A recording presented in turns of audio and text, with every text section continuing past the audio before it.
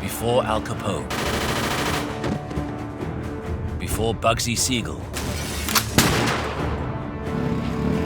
Before Lucky Luciano. Before there was even a mob, there was just one man. Arnold Rothstein is essentially the founder of Organized Crime, Inc. To understand the rise of the American Mafia, this is the man you need to know. From bootlegging to loan sharking to gambling to labor racketeering to the modern drug traffic. He's at the center of it all in the roaring 20s. He is the man who fixed the Baseball World Series, the greatest scandal in sporting history. He is the absolute genius of organized crime. He was Svengali to the men who would create the American Mafia. He taught them how to behave like businessmen. They taught him how to die like a gangster. This is the incredible story of Arnold Rothstein.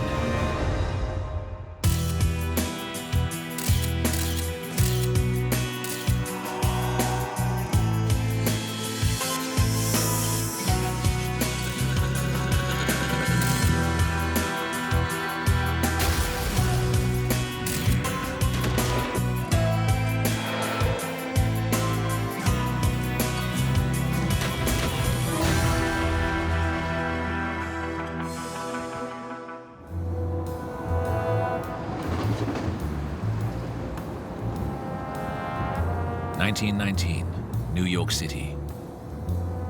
Although gambling is illegal, in a fourth-floor Manhattan apartment, a game of dice is in full swing. As usual, one man is cleaning up.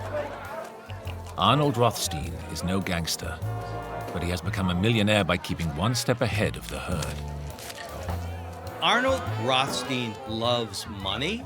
He loves gambling, he loves the thrill of gambling, and he loves being just a little or a lot smarter than everyone else. These guys live for those games. They love it. That's their high. Rothstein doesn't drink, and he doesn't smoke, but he's addicted to gambling and the wealth that comes with it. But tonight, someone is going to kill his winning streak.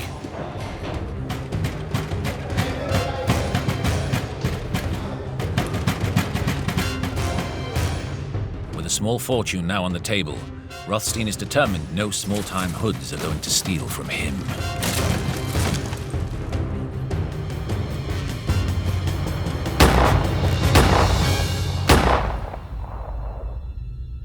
That was really the only time that I'm aware of that Rothstein actually assaulted somebody in that fashion with a firearm.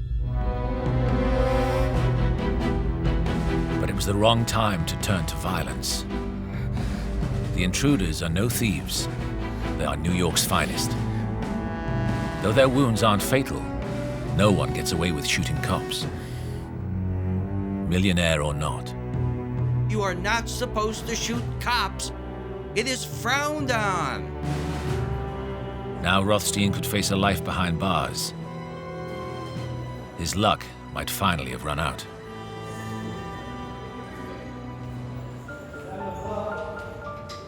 But Rothstein rarely relies on luck alone. Miraculously, within hours, he walks free. Only someone special gets away with shooting cops.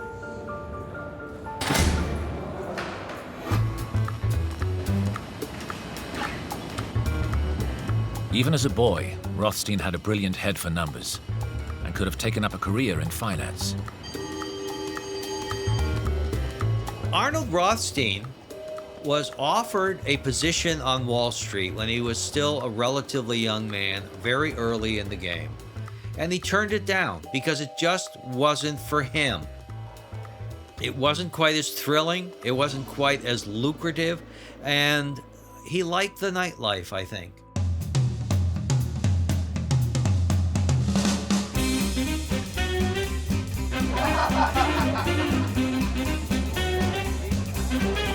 Instead of a straight life in finance, Rothstein makes his early fortune gambling on anything and everything. Cards, horses, even election results.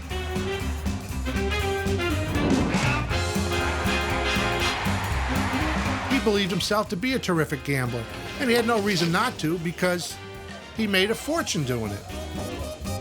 This is a man who knows how to make his own luck. Rothstein is smart enough to know you can't always beat the odds, so he ensures the odds are always stacked in his favor. He cheats.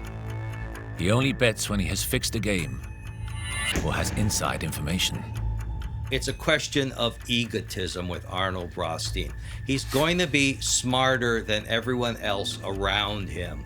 He is going to pull the fast one, either at the racetrack or at the gambling house, to get the extra odds, the edge, so that he will be the gambler who gambles without gambling. It's a lucrative philosophy. By 1912, before his 30th birthday, he racks up his first million. In New York City, they call him the Brain, the man who can never lose at the card table or the business table. And that's why by 1919, it seems he can buy his way out of anything.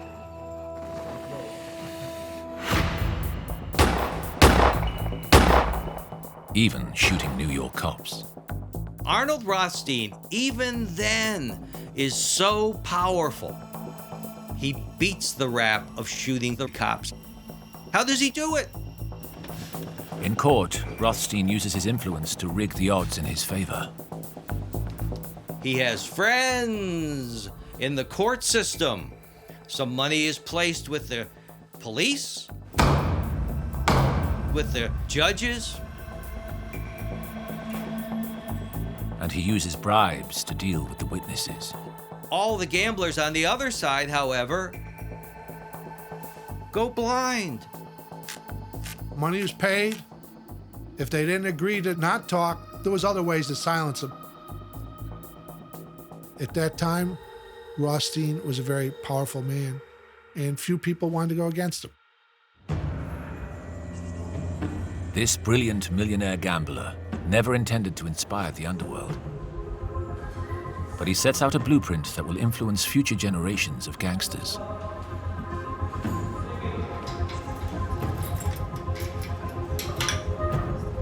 Fixing dice games and corrupting the justice system are only the prelude to the sting that will make him the most talked about man in America. Free from jail and the charge of violent assault, Rothstein sets his sights on fixing the greatest sporting event in the country.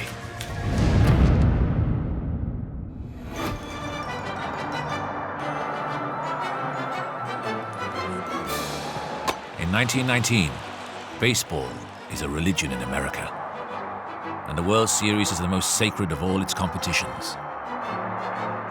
But fixing an entire series of baseball games isn't like loading the dice or doping a horse. It's a challenge on another scale. If you're able to fix a World Series, that was considered very, very impressive. Rothstein is a man who can spot an opportunity. And when he hears a rumor the favorites to win the World Series, the Chicago White Sox, are unhappy with their boss, he knows now is the time to make his play.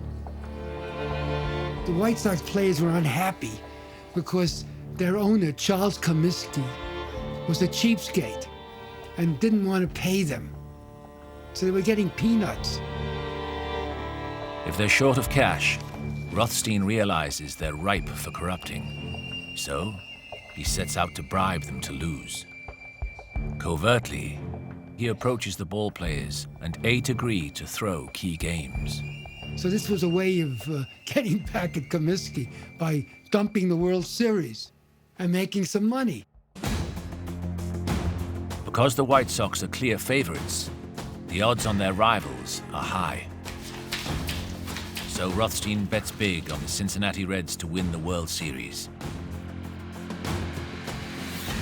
He gambles every dime he's got and spreads the bets across the country so as not to raise suspicions. And it looks like his plan is working. White Sox pitcher Eddie Capone is first up, and here's the pitch. Capone connects the The White Sox lose the early games and give the Reds a series lead. White Sox 1, Reds 9. But by Game 5, the players are angry. Rothstein's deal was cash on delivery. They want paying now. Except all Rothstein's money is tied up in bets. Arnold Rothstein is essentially a Ponzi scheme. He never has any money. He's always making money, but it's always going out the back end of the door to something else, especially gambling. The ball players think Rothstein's taking them for fools and turn against him. The ball players feeling cheated and thinking maybe they should win and collect the winner's share of the World Series, that they will finally double-cross the double-crossing gamblers. A starting pitcher in Game 8 is a guy named Claude Lefty Williams, and he's determined to play to win. If Lefty is not getting paid to play or to lose, he's going to play for the prize money instead.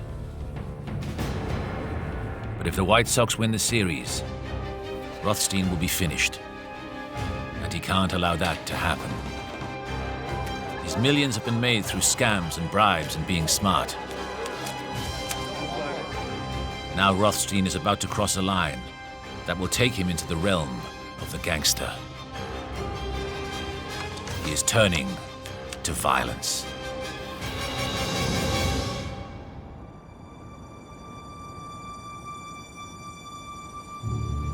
It's the night before Game 8, and tensions are running high.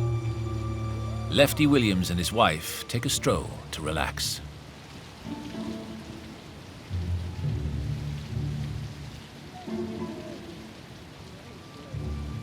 The story goes that he is approached by a man one night on the street and said, if you know what's good for yourself and you know what's good for Mrs. Williams, you will lose that game, and you will lose it very, very early.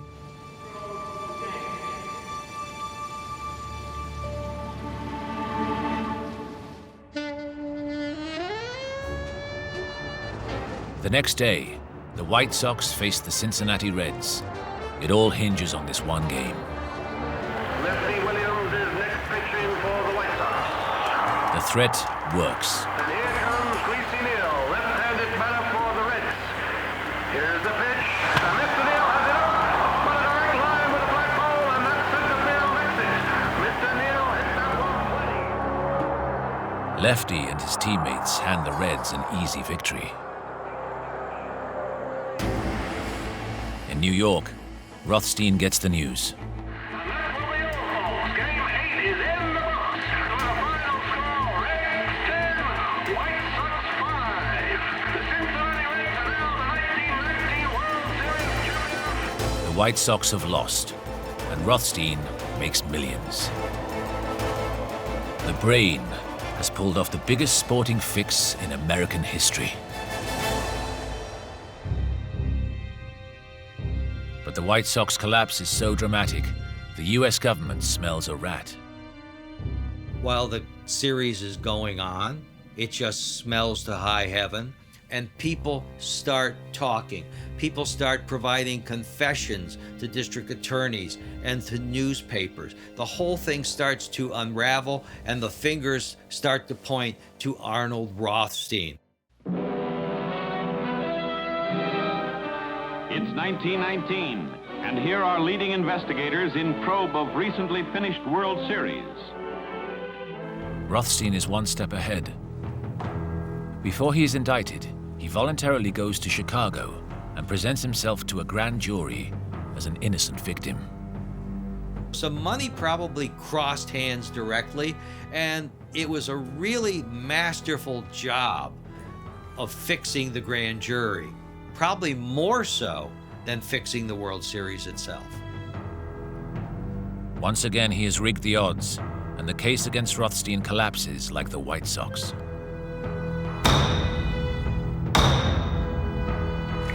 Rothstein's reputation with the general public is in tatters. He's the man who corrupted America's favorite sport.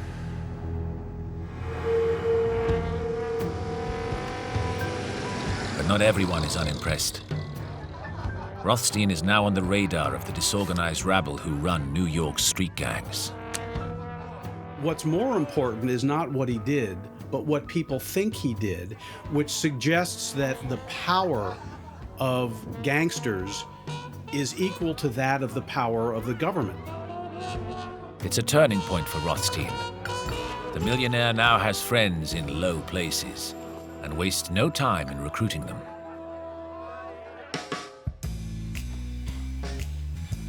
Rothstein has his match-fixing windfall burning a hole in his pocket. So when America is declared dry, he spots a lucrative new business venture. In 1920, Prohibition is imposed across America. But the nation remains thirsty for alcohol. Disorganized gangs of Italian and Jewish American thugs are quick to move in and sell diluted booze to the poor. But the brain thinks big. If he can organize the thugs and sell alcohol on a national scale, he can make serious money. He was the first to recognize the money that could be made through bootlegging. He organized the first idea of how you would run bootlegging as a business venture. Rothstein is not interested in selling cheap hooch on street corners. He has class. He knows the real money lies in selling expensive Scottish whiskey to the rich. You bring the good stuff over from Scotland. You do not adulterate it. You sell it to the best people. You establish a reputation as the go-to guys for good stuff. First, he makes contact with Scottish distillers overseas. Then he arranges shipment of the goods. He pays off officials to get the booze into the country. All he needs now are men to distribute it. He handpicks the cream of the underworld. His team will change American crime forever. Arnold Rothstein is the mentor of an entire wave of the gangsters of the future. The guys we know as the classic gangsters of all time. Meyer Lansky, Bugsy Siegel, Lucky Luciano, Dutch Schultz, Frank Costello. You name them, Arnold Rothstein had something to do with them in the 1920s.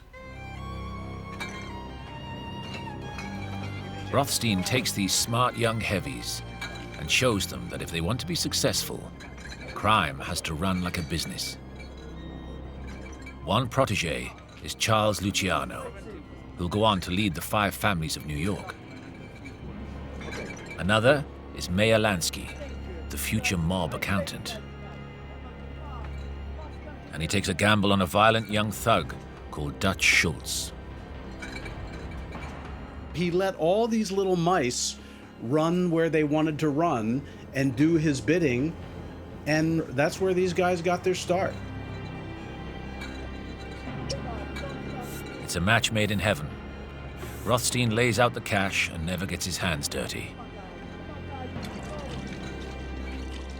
Meanwhile, the Young Turks learn to transform small-time violence into big business. For this gang of thugs, it's the chance of a lifetime. Whatever you say about a lot of those gangsters, they realized that Rothstein was something special, far above them. If they want to make money and have a connection to stay out of trouble with the law, Rothstein was the guy.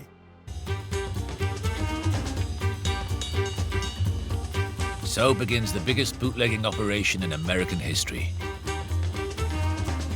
and speakeasies across the country flow with Rothstein's high-class booze. The brain takes more than a healthy cut, and in today's money is soon worth an estimated $125 million.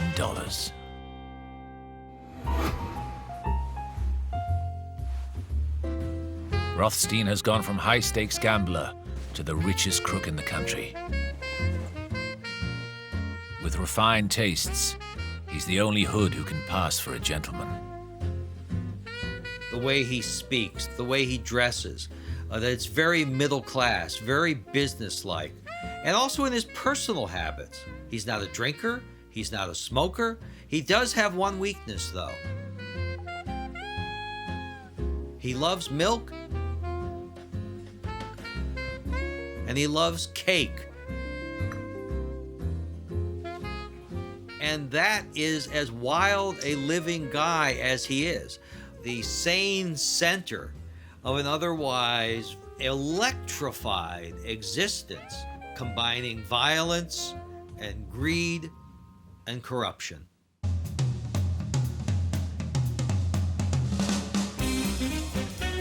Rothstein wants to build his team in his own image.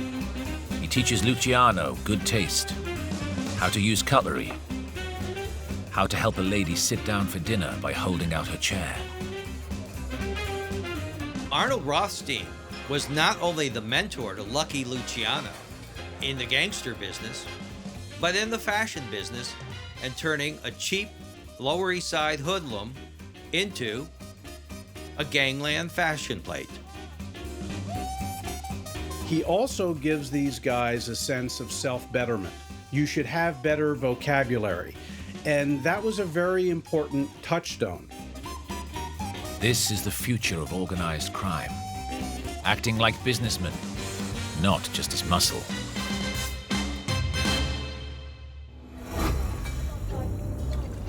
Rothstein can also give an invaluable lesson in PR.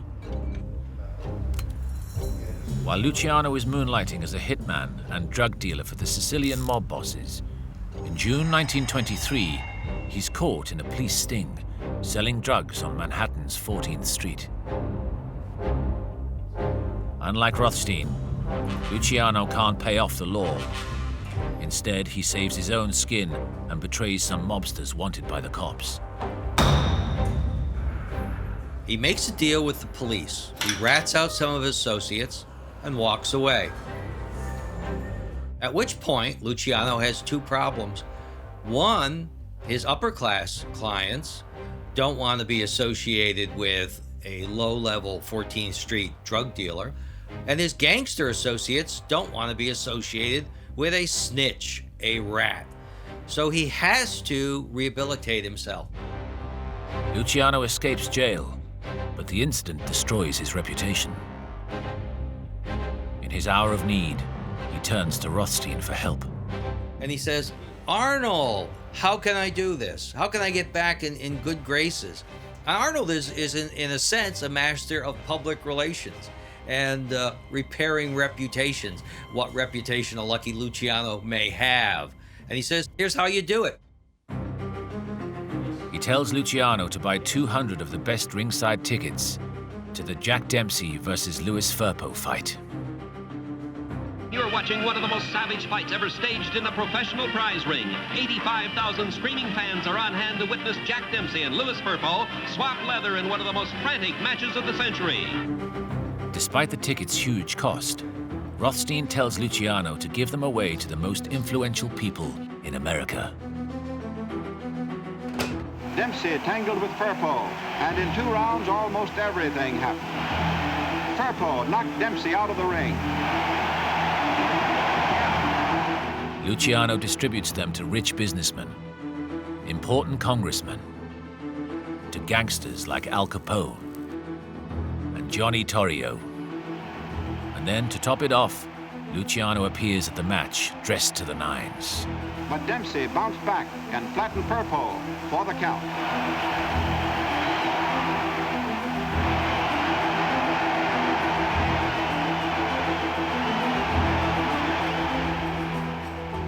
Luciano's reputation is restored, and he's someone everyone wants to know. it's all down to his PR man, Arnold Rothstein. So he taught Luciano and some other future Hall of Famers in Organized Crimes Hall of Fame how to function, how to operate, how to be slick and not violent. Rothstein knew you could not succeed in American crime by being violent alone. He considered those people misfits, that sooner or later they would be undone, and that the way to succeed and die in your own bed, if you could, was by being organized and smart and slick.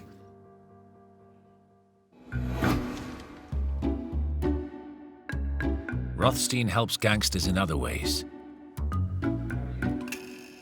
He acts like an illegal bank and offers crooks credit to start up their own illicit businesses, earning himself another nickname, the Big Bankroll. In New York, he is numero uno, number one, the big man, the big bankroll, the guy who puts everything together. If you want to make a deal work, you see him. If you need the money, you see him. But once again, the gambler who never gambles shortens the odds. His loans come with strict conditions. Gangsters must take out life insurance policies, naming Rothstein as the beneficiary. Well, they were in dangerous businesses, these guys. And in case something happened to them, if they couldn't pay their debt, you would collect on their insurance. Shrewd business deal. Isn't that what the successful manager does? A win-win strategy. His generosity comes at a high price, a 20% interest rate. And if they don't pay him back, he feels that he owns them and they can do certain favors for him. That's how he ends up using his muscle. He wasn't entirely upset when he didn't get money back, because then he could get people to do the dirty work that he personally didn't want to do.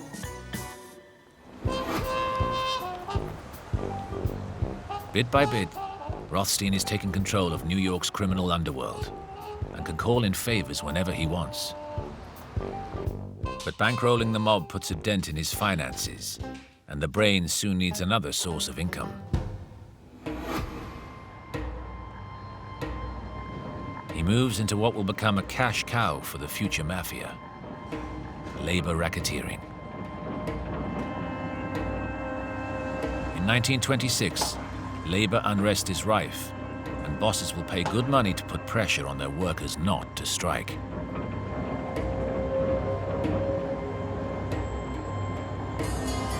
Rothstein connects with Louis Lepke Bacallter, a violent gangster breaking heads for the factory bosses. One of the most talented people that Arnold Rothstein turned to in labor racketeering was Louis Lepke Bacallter. A truly vicious Lower East Side kind of guy. And he is a total animal, a thug of thugs. But even tough guys like Lepke are slaves to big business, only getting paid when there's a strike. The brain, as always, teaches him how to shorten the odds. Rothstein was sort of a mentor to Lepke on that. Don't just work for management, work both sides. Under Rothstein's wing, Lepke takes control of an entire union. When he isn't making money from breaking strikes, he threatens them and turns the workers' union into a protection racket. Sometimes there's a downside to having proteges, and one of the proteges who is particularly troublesome to Arnold Rothstein is a guy named Arthur Flegenheimer, better known as Dutch Schultz. Rothstein gave Dutch Schultz his break as a bootlegging driver, but now he wants to strike out alone. Schultz is one of those guys who is not going to be boxed in, who will use the muscle, who is an out-and-out killer. Rothstein lets Schultz distribute illegal beer in the Bronx, but it's not enough. Eventually, he will just resist Arnold Rothstein's attempt to divvy up the bootlegging areas of Manhattan into convenient, safe areas. Schultz wants a bigger piece of the bootlegging empire, and he's not afraid to bite the hand that feeds him. One of the problems with hiring murderous psychopaths is you can't control them. They're wonderful if they're doing your bidding, but they're also doing their own bidding.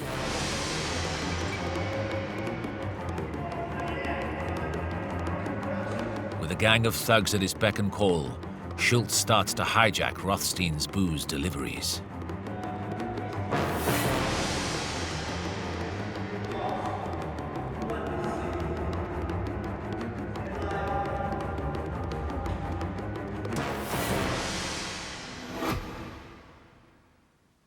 When Rothstein gets the news, he dismisses the rebellion. After all, Schultz is a psychopath. But more importantly, the brain can see the writing is on the wall for Prohibition. And one of his other protégés has opened the door on a business that will make the liquor racket look small beer.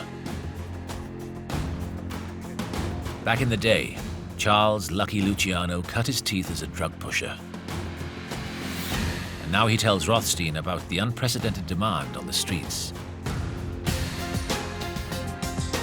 Rothstein, again being the brain, saw a market that he could capitalize on. Some mobsters might say, no drugs for me, I don't want us involved in drugs. Rothstein had no qualms about things like that. If they could line his pocket, he was interested. And that's how narcotics comes about for him. Just a simple matter of profit. Heroin is still legally produced in Europe and China. When it comes to importing illegal goods, the brain's expertise is second to none. He soon turns his booze network into a drug network. Prior to Arnold Rothstein, the drug trade was extremely disoriented. It was not organized at all. But when you have his amount of brains and cash and connections behind any enterprise, it's going to go up exponentially. So because of that, it really is accurate to speak of Arnold Rothstein as the father of the modern American drug trade.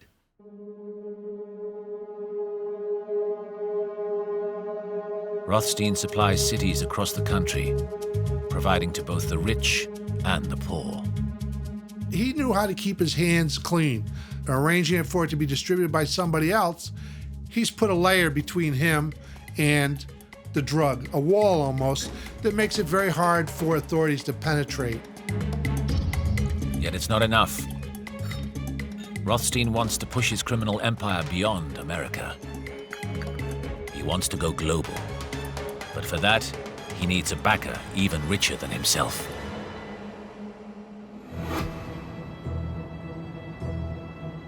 In 1928, Rothstein meets with the third richest man in the world, European financier Captain Lowenstein. He is so wealthy that when Germany invades Belgium in 1914, he says, oh, let's just buy it back from him. He's got the dough to do it, and he's got the dough to put together an incredible cartel of drug dealing. Together, they mastermind a plan for an international drug ring. Captain Alfred Lowenstein can provide the connections in Europe. Arnold Rothstein can provide the connections in America. And they get together in a series of secretive meetings in New York City in the late 1920s. Everything is going well. The flow of illegal drugs is about to increase tenfold, and Rothstein is set to become richer than his wildest dreams. Then, on July 4th, his new business partner, Captain Lowenstein, mysteriously disappears while on board his private plane. He gets up to go to the bathroom, and the plane lands, and he's not in the bathroom anymore. How did he get out? No one knows. But we do know this. If he had lived, and if he had combined with Arnold Rothstein, the flow of illegal drugs coming to America would have multiplied by an amazingly exponential effect.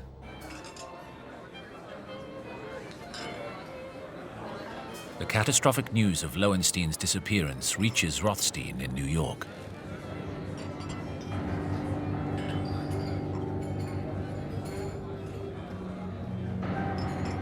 With Lowenstein bumped off, his dreams of an international drug empire turn to dust. And after investing heavily, it hits him where it hurts, his bankroll. The collapsed drug deal is just the start. Soon more investments fall through. Rothstein's luck is changing, and as a gambler, that's the last thing you want. Rothstein's judgment appears to be deteriorating rather badly in the 1920s. He is making bad investments, hanging around with worse and more dangerous people. The mobsters he schooled in organized crime are out of control. Luciano is drawn into a murderous feud between two Italian crime families. A bloody power struggle that will claim the lives of dozens of mobsters. And the sadistic Dutch Schultz is now the most feared man in New York.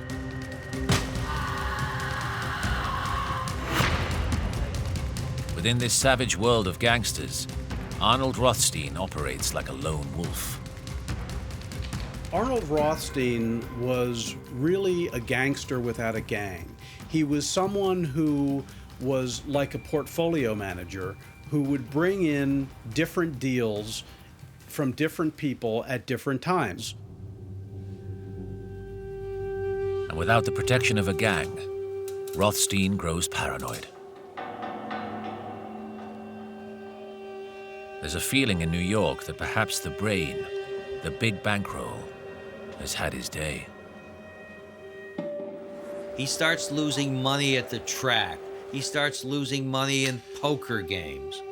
All of a sudden, the big bankroll has big problems in keeping his payments and his finances straight.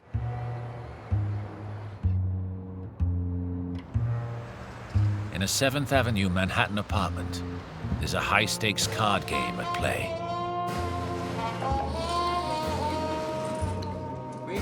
It's the opportunity to win $500,000. And for a consummate gambler like Rothstein, he thinks it's the answer to all his problems.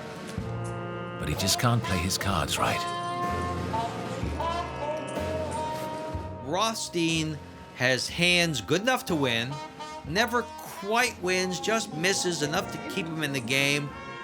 And he should really walk away, and the other guys want to walk away because they're ahead, and he says, no, let's keep playing.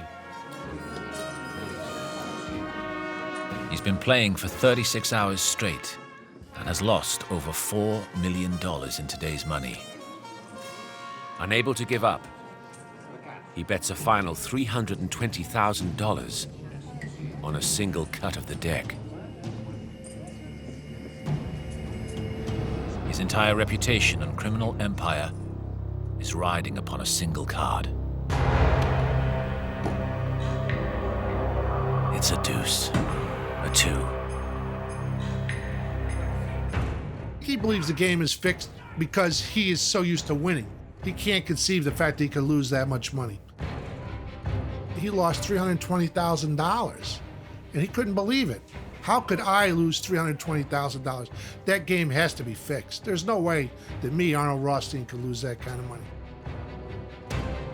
In the gangster world, calling a man a cheat is a big deal. Rothstein's crossed the line. He's treated George McManus, who's a well-known gambler, well-connected, like nothing. Adding insult to injury, he refuses to pay up. And this turns out to be his most dangerous gamble of all.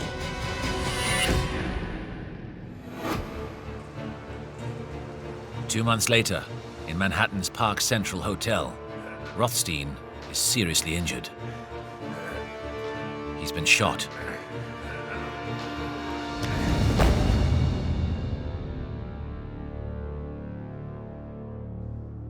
The next day, after massive internal bleeding, the genius of organized crime dies. What's so shocking about the death of Arnold Rothstein is nobody would have thought such a thing would have been possible. But it was very possible, and it happened. There's one question on everyone's lips. Who killed Arnold Rothstein? The list of suspects is long. The obvious candidate is George McManus, the man Rothstein owed thousands of dollars. Although McManus is arrested, he's later acquitted. There was an innumerable number of people who might have wanted him dead for one reason or another. There's Rothstein's protege, Lucky Luciano. He's now a major narcotics dealer and stands to inherit the entire drug business. Or was it Dutch Schultz, who's long been chasing Rothstein's bootlegging empire? There's also Louis Lepke Buchalter, the violent labor racketeer. The list of suspects goes on. But incredibly, no one is ever convicted for the crime.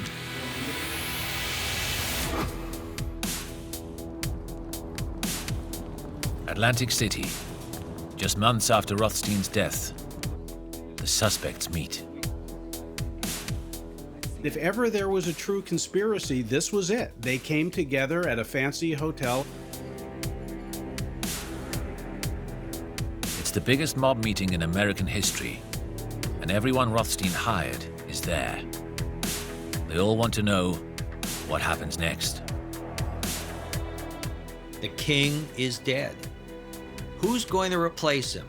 Who could possibly replace a man who fixed the 1919 World Series, who bankrolled rum running, who created the modern American drug trade? Arnold Rothstein made careers in the gangland empire of the 1920s. They didn't quite know what to do when he was gone, but they knew one thing: they'd never forget him. The men Rothstein schooled and styled in the ways of organized crime seize his empire. They're ready to move in pretty quick to take over, and they divide up of some of the various rackets that he's involved with. Louis Lepke and Lucky Luciano will continue to expand the drug business across America.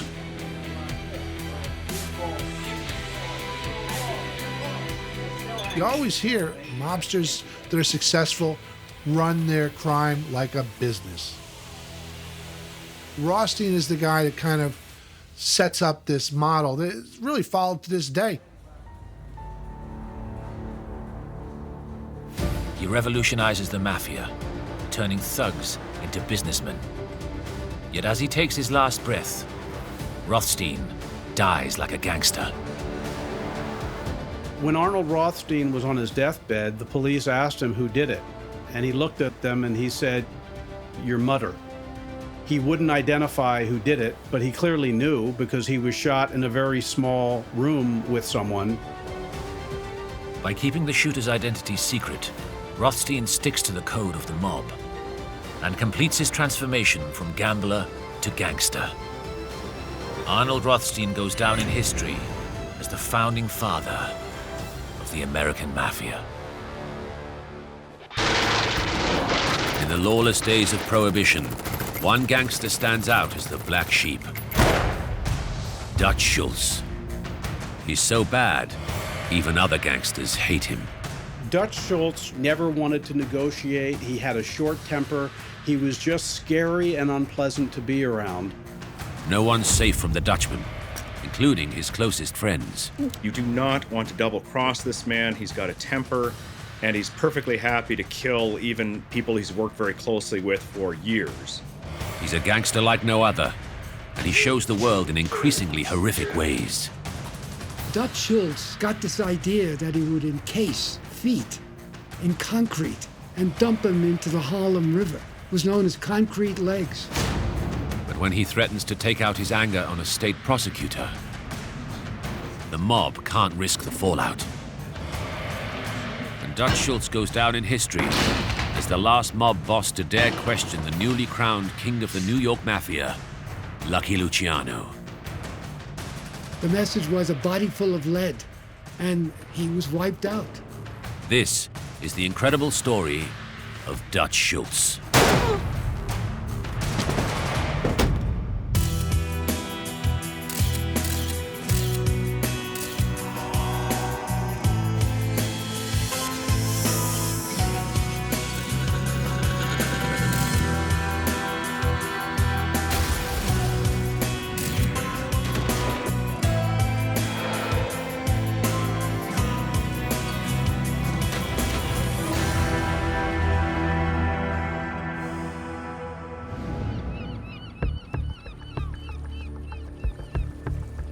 September 1935.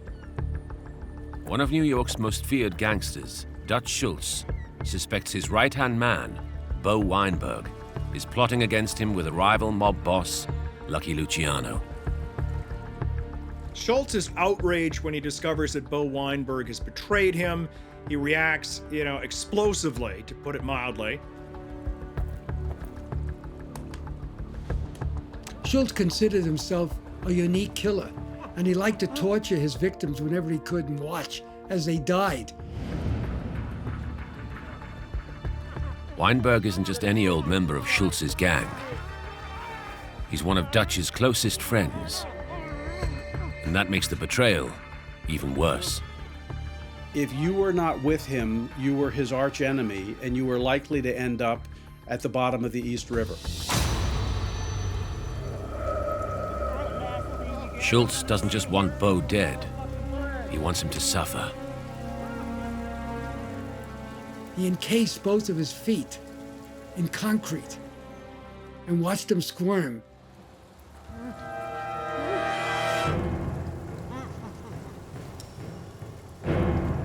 They pulled him towards the edge of the boat, towards the bow, and just tossed him overboard. And he knew he would drown painfully.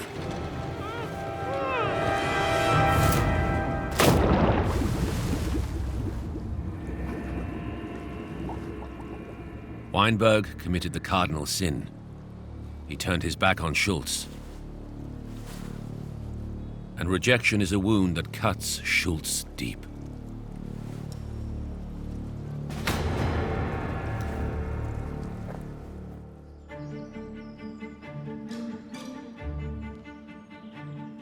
Dutch's problems stem from his childhood. As a kid, he was abandoned by his father, and the world would pay for his pain. After a short stretch for petty thieving, the 19-year-old kid is free, and he wants to break from the past. Born Arthur Flegenheimer, Schultz started out in low-rent jobs around New York, and nobody thought this kid was going to amount to anything. A chorus girl once famously said he looks like Bing Crosby with his face bashed in. He's not an attractive guy, and he's not a particularly fierce-looking guy. Now Flegenheimer wants to show the world he is somebody. So he joins a street gang in the Bronx and sheds his father's name to start afresh. They all remembered there had been this old-time gangster from a generation before named Dutch Schultz. Why don't you just borrow his name? That has more zip to it. And so, it's Dutch Schultz, not Artie Flegenheimer, who is determined to show the underworld what he can do.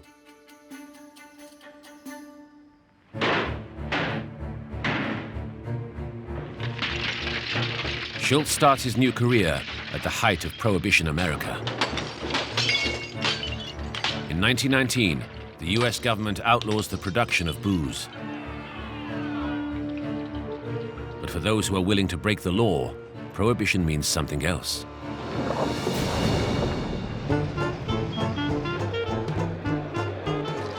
Prohibition is a tremendous opportunity for every gangster in America, every fellow who's in for the fast buck. Gangsters across the US get into the illegal production and distribution of booze.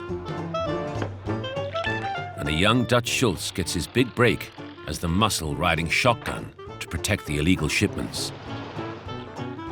He sees firsthand how quenching the thirst of Americans in illegal speakeasies can make millions of dollars.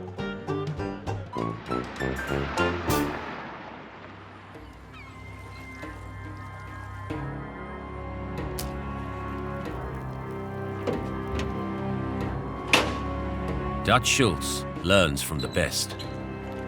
A new king of crime in America.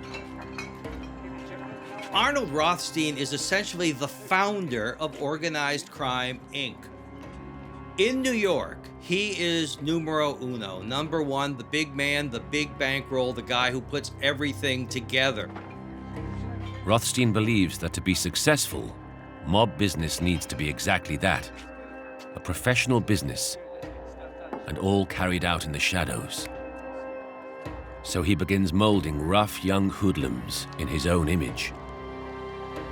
Arnold Rothstein was considered a very brilliant, refined mentor. He was an extremely pivotal personality in the psyche of a lot of people. In Rothstein, Schultz at last finds the father figure he's been yearning for. But Dutch has a rival. Rothstein is grooming another diamond in the rough, a smart kid with a big future. Schultz meets Charles, quote-unquote, Lucky Luciano, who is an Italian who's sort of this other striving young gangster.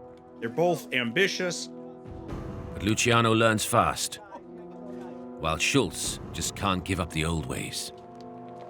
Arnold Rothstein could see the difference in gangsters. Guys like Schultz were just old-fashioned killers. Luciano was smart, slick, realized if you could do it non-violently and get away with it, it was a lot better than doing it violently. Once again, Dutch Schultz finds himself abandoned by a father figure. And the kid with the short fuse doesn't like coming off second best. Dutch Schultz was not someone who tolerated jealousy very, very well. If you were not with him, you were his arch enemy.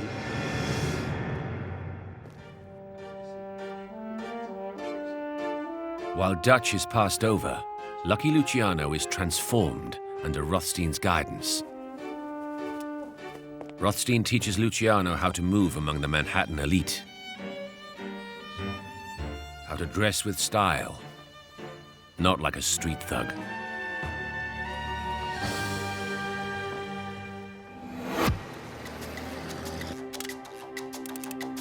It isn't long before the two young guns begin their own gangs. Typically, Luciano works smart, hooking up with talent like criminal genius Meyer Lansky and the charismatic Bugsy Siegel. Ignoring Rothstein's lessons, Dutch forms his gang from a group of old thug pals from the Bronx. Guys like Dutch don't understand the value of strategy. They only do business one way, through terror.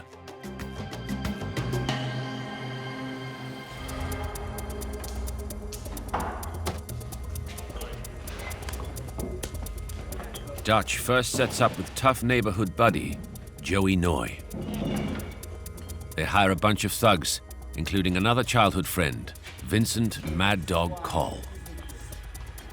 Vincent Cole was one of Dutch Schultz's old street gang buddies from when they were quite young, but even by gangland standards, he was violently unstable. Along with Call are new pals Bo Weinberg and later Jules Martin.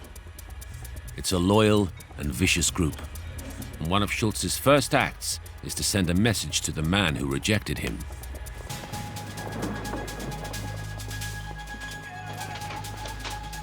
Dutch steps on Rothstein's toes by starting his own bootlegging outfit smack in Rothstein's territory. Rothstein's lucrative setup is strictly top-end. He sells only quality imported scotch to the Manhattan elite. But Schultz doesn't have Rothstein's class. At first, no one wants Dutch's disgusting bootleg beer. Not until they get the Schultz gang sales pitch. No one would normally stock this, but it was Prohibition, it's being promoted by gangsters, and when somebody shows up at your illegal saloon with a shotgun and says, we'd like you to buy 10 cases of this, you don't really turn them down.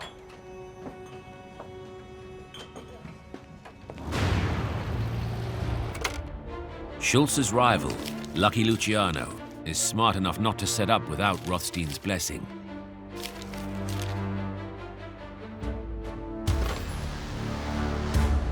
And along with bootlegging, Lucky's gang will later spread into prostitution and narcotics. The suave young gangster is on a path to sustainable success.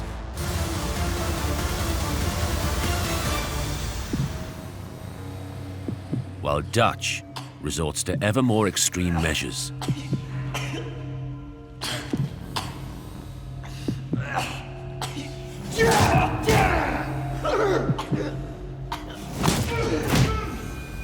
When New York City speakeasy owner Joe Rock decides to make a stand against Schultz's thugs, he couldn't know the price he'll pay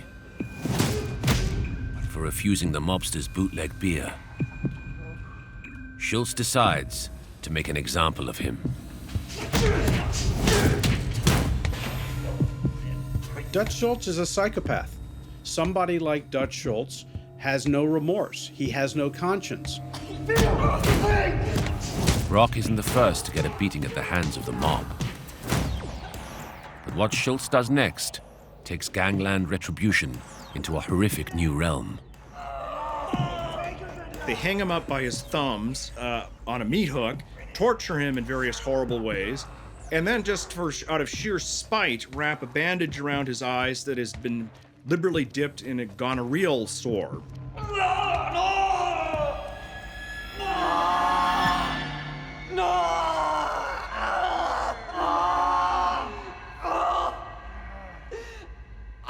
And although Rock's family pay a ransom of $35,000 for his freedom, Rock eventually goes blind. The story of Joe Rock spreads and ensures that no one will ever say no to Dutch Schultz. He is now feared as the beer baron of the Bronx.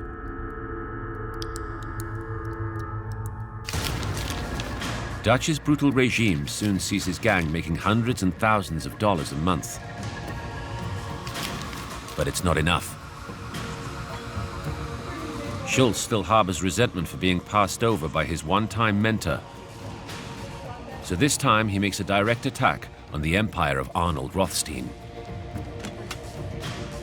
His gang try to muscle in on a notorious mobster bankrolled by Rothstein, Manhattan bootlegger Jack Legs Diamond.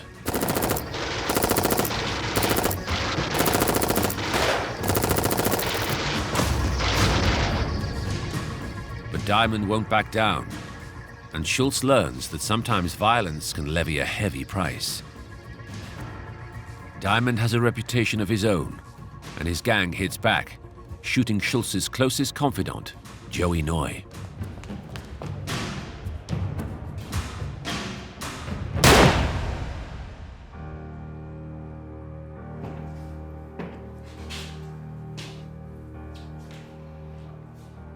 This is one of the few times in Schultz's adult life where he's genuinely upset by something happening to someone other than himself.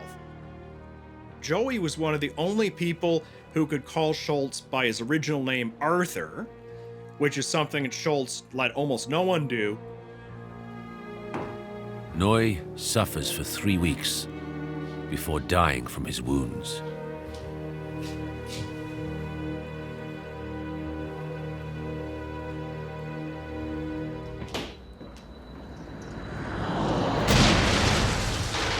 Dutch hits back.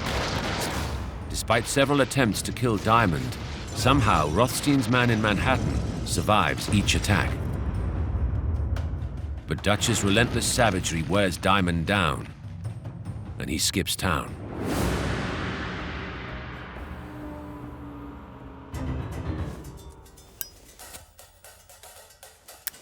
Leaving Dutch Schultz to take over Legs Diamond's business. Schultz now has a big presence in Manhattan, but is greedy for more.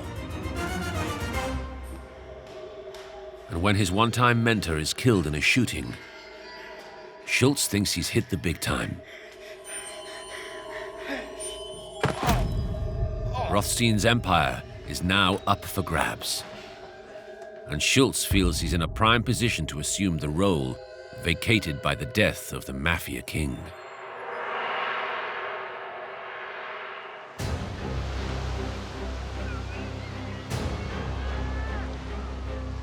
(1929).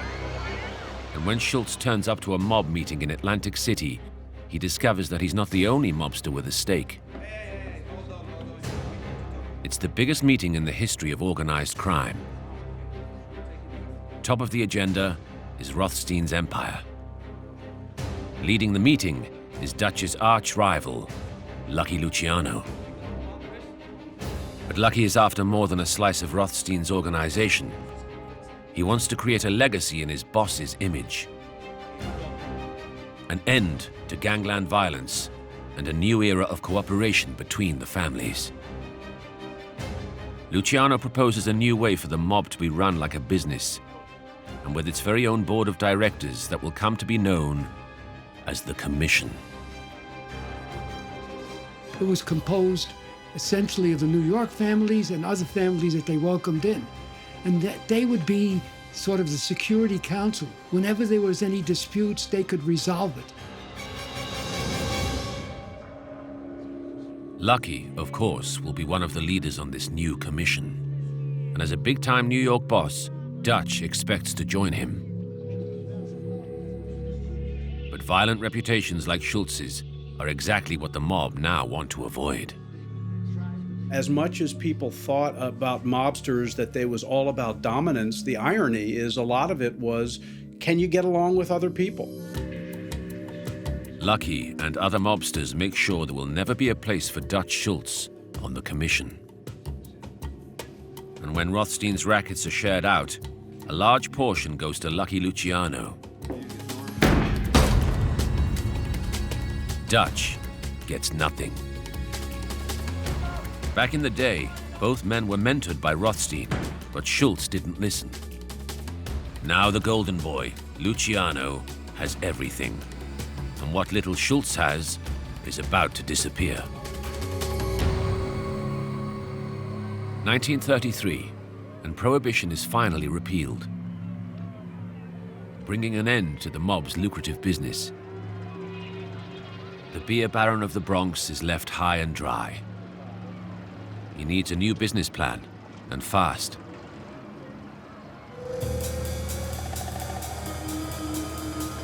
With liquor now legal, Dutch turns to gambling, and he spots a business ripe for a hostile takeover.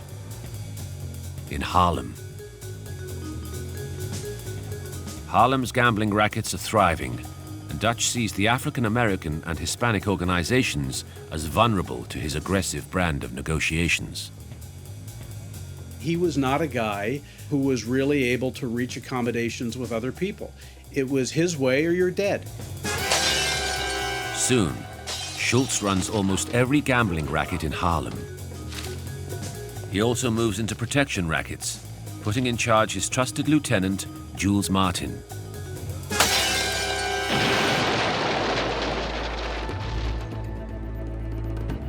Dutch and his violent gang are back on the up and up. But Dutch is the only one raking in the profits. While Luciano's empire grows by giving everyone a stake, Dutch keeps it all for himself, paying his mob only a miserly wage. And to make sure no one is ripping him off, Schultz breaks another of Rothstein's cardinal rules. He keeps detailed ledgers of his profits. Inevitably, there's a mutiny.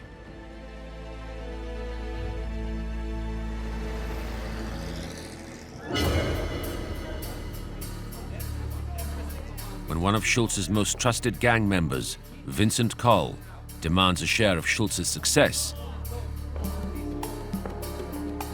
Dutch turns him down flat. Schultz is just too much of a hothead and has too much pride in a way to sort of give in to any of Vincent Coll's demands.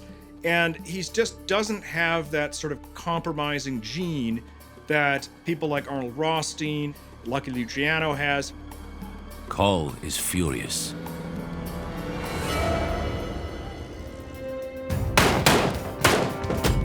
So begins one of the bloodiest feuds in New York history. It's the kind of open warfare that Luciano is trying to end. Acting out mob business on the streets is bound to attract the attention of the government. The hothead Dutch Schultz has set in motion a violent chain of events that will eventually lead to his downfall.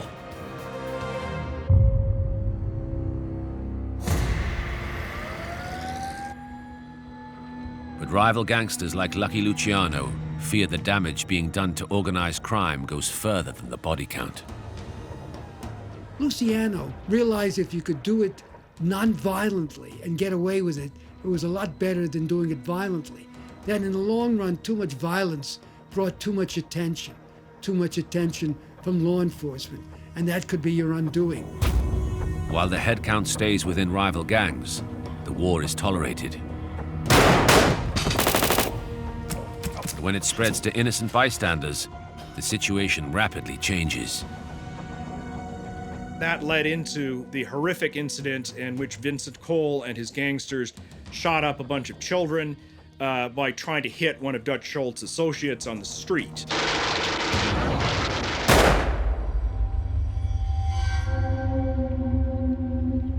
Four children are hit. 5-year-old Michael Vengali later dies in the hospital. In this newsreel, young mourners point to where the bullets sprayed.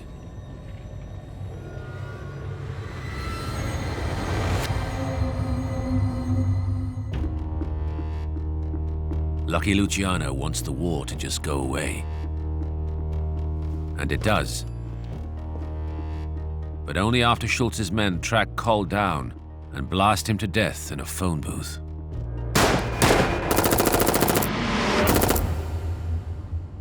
It's a bloody and public end to a bloody and public war.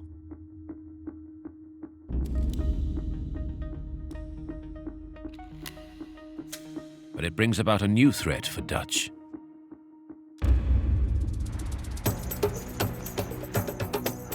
Just as Luciano predicts, the government come after organized crime in the shape of new and ambitious Chief Assistant Attorney Thomas Dewey. For 20 years, the underworld has preyed on our people and robbed them, and then frightened them into silence. But now, the day of fear of the gangster is coming to an end. Dewey wants to publicly take down a big-time gangster. But with limited resources, he must prioritize between the two big names in New York: Lucky Luciano or Dutch Schultz. Dutch Schultz was wild. He was highly public. He was seen in night spots like the Cotton Club. He was flashy in a repulsive way, and it made him an easy target.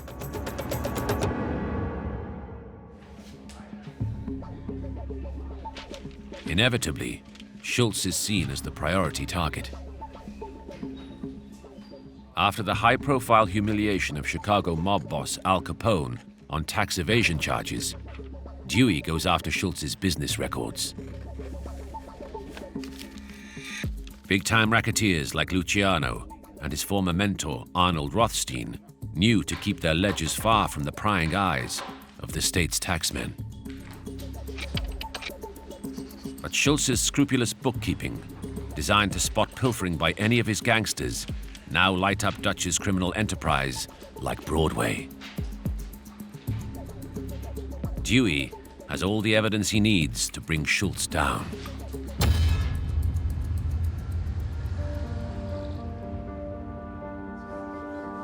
In In January 1933, Dutch Schultz is indicted for tax evasion and now faces an extraordinary 43 years in prison.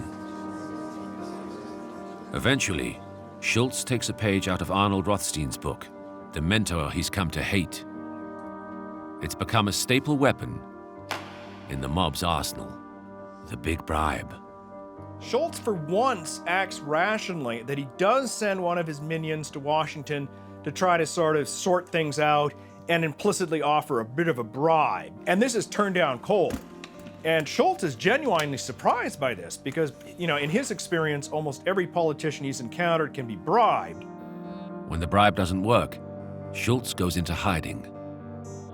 The police distribute 50,000 wanted posters. And after nearly 2 years on the run, the government declares Schultz as public enemy number 1.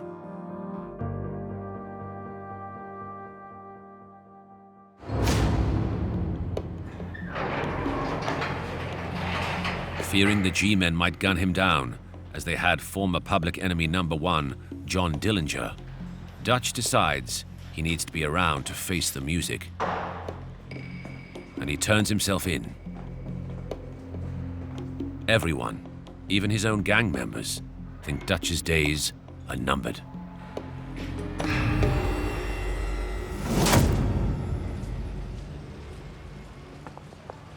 After a persuasive argument by his lawyers, a few days later, Dutch is out, but on a massive $75,000 bail.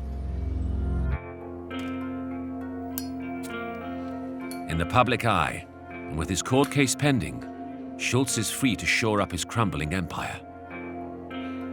He calls a meeting with his close lieutenant, Jules Martin, to apparently discuss strategy. But Dutch knows only one strategy: death. Dutch has heard rumors that Martin has stolen $70,000 from him. Money Dutch now desperately needs. When Schultz calmly confronts his lieutenant, Martin confesses, but to a lesser amount, claiming he's only stolen $20,000. If he thinks that's enough to buy his life, he's mistaken. He does not react very well at all when his personal associates sort of turn on him. He takes this personally, and he takes this revenge personally. Even with the police and press watching his every step, Dutch can't help himself. Schultz pulled out a gun, put it in Jules' mouth, and pulled the trigger.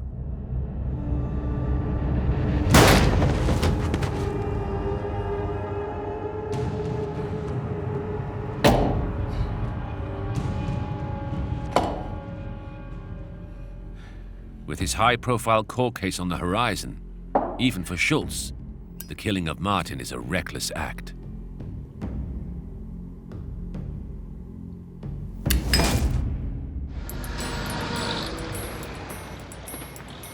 Dutch's day in court finally arrives in July 1935. Arriving to face the jury in New York was Arthur Flagenheim Wright, more famous or infamous as Dutch Schultz, Prohibition mobster and beer baron.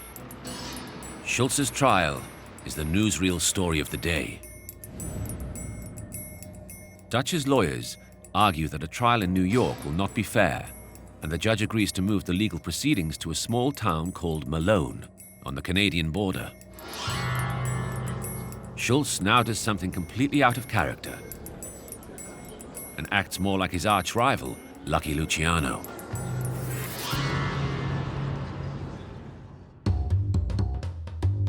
Dutch Schultz learned enough from Luciano to do something very smart when he was on trial.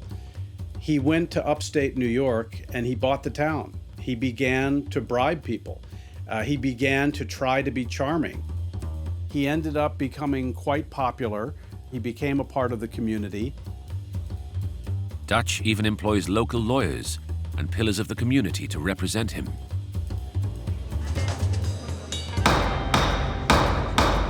The usually violent and brutal Schultz, a mobster who's made millions through his vicious reputation, is now gambling his entire life on a different way of gangster business. Bribes.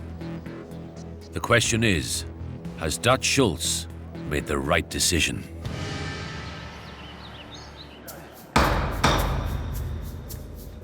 Everyone thinks Dutch is going down, including the members of his own gang. But Dutch's bribes pay off. The jury finds Schultz not guilty. Schultz is genuinely surprised at his victory. And Dutch isn't the only one.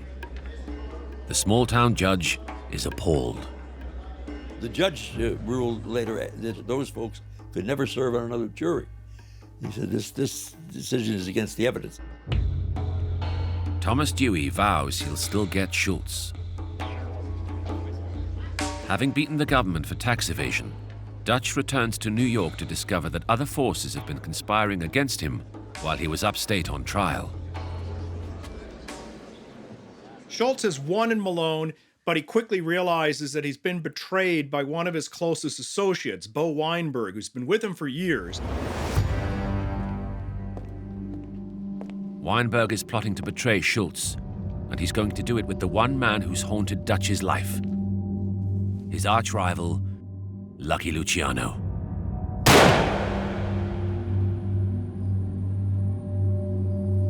Not for the first time, betrayal fogs Schultz's mind, and he loses control. At this moment, there's an enormous amount of press attention on Dutch Schultz. The police are breathing down his neck. Prosecutors are breathing down his neck. Thomas Dewey is watching him very closely. So what does Schultz do? He says, well, let's just kill Bo Weinberg. Schultz discovers that in exchange for a slice of Dutch's empire, Weinberg offers to tell Luciano everything about Schultz's gang business.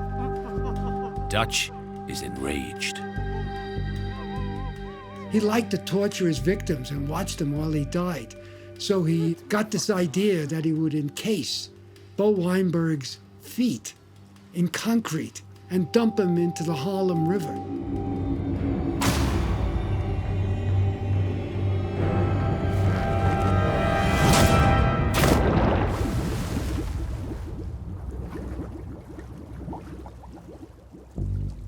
One by one, Schultz murders his close friends in an attempt to remain in power. But Dutch is now on his own, and under threat not just from rival bosses, but also prosecutor Thomas Dewey.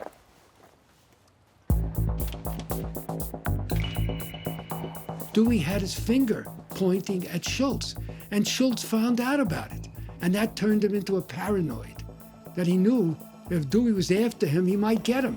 And Dutch Schultz's answer to everything was bloodshed. Schultz doesn't want to learn and turns again to violence to solve his problems. He chooses to hit Thomas Dewey. It will be the highest profile mob hit ever.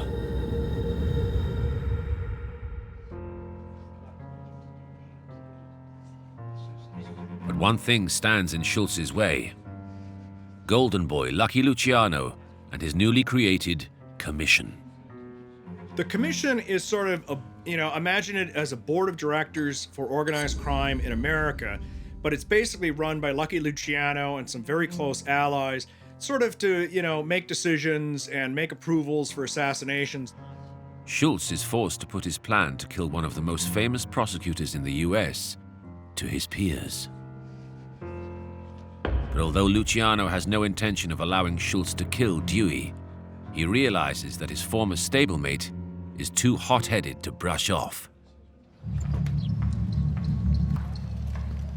So, Luciano indulges the Wild Dutchman and commissions the mob's top hitman, Albert Anastasia, to scope out a hit on Dewey.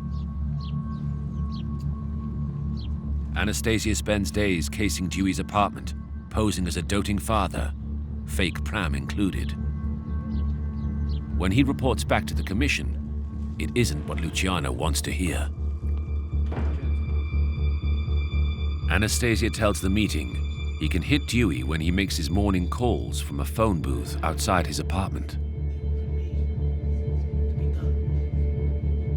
Dutch thinks he's got the go-ahead he needs.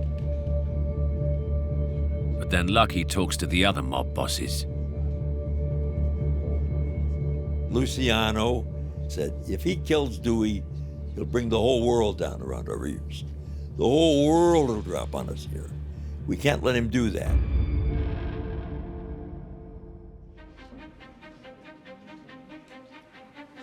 Schultz is desperate to pull the plug on Dewey. But the decision rests in the hands of the golden boy mobster, Lucky Luciano. The gangster who won out in Arnold Rothstein's attentions, who took control of much of Rothstein's empire, and whose quiet, strategic approach has made Schultz look like an amateur and the outsider he's always destined to be.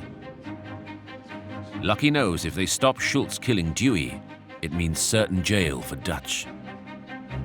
If they say yes, the government will turn everything they have on organized crime. Lucky delivers the commission's final verdict.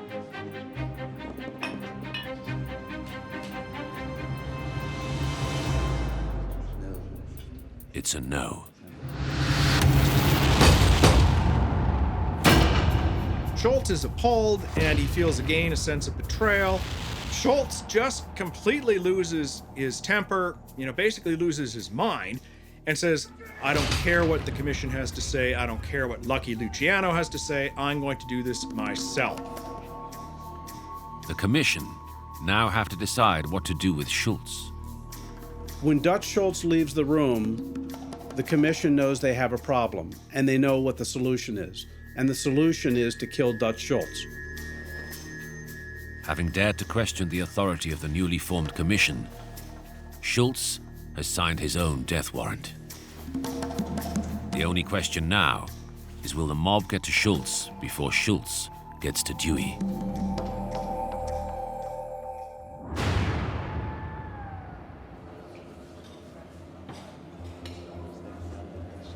October 23rd, 1935.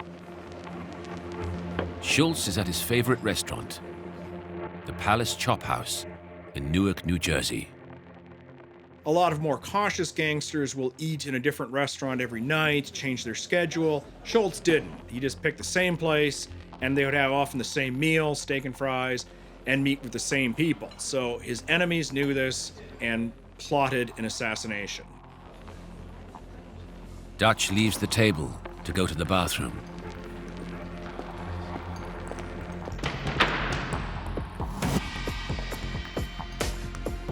Moments later, two men enter the restaurant. Hitmen Charlie the Bug Workman and Emmanuel Mendy Weiss pull out a .38 caliber revolver and a double-barreled shotgun.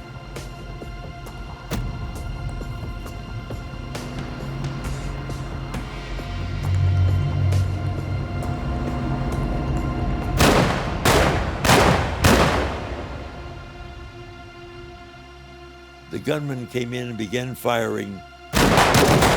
Some of the guys who were with him were shot 6 times. But the killers can't find the man they've come for. The killers didn't know exactly where Dutch was. And they went into the bathroom, and Dutch was there, and so they just blasted him.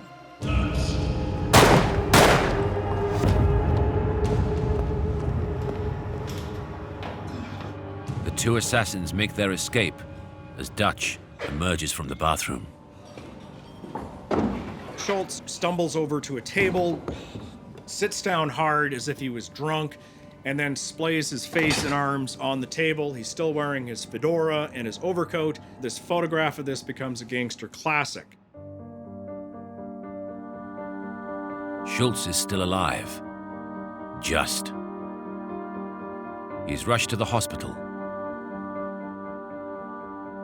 For Luciano and the commission, this could be a catastrophe.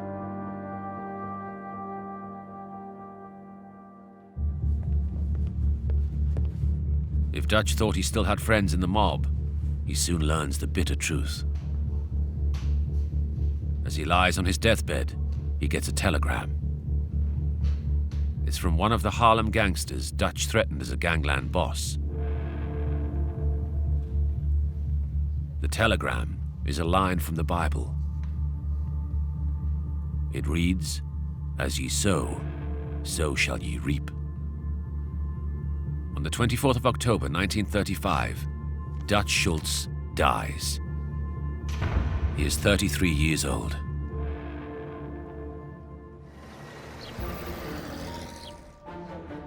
Luciano and the Commission meet after Schultz's death to quietly divide up his empire. The immediate beneficiary of Schultz's death is Lucky Luciano, because he's the unofficial head of the organized crime in the United States. His peers, they sort of carve up Schultz's empire, and Lucky Luciano helps himself to a nice big portion.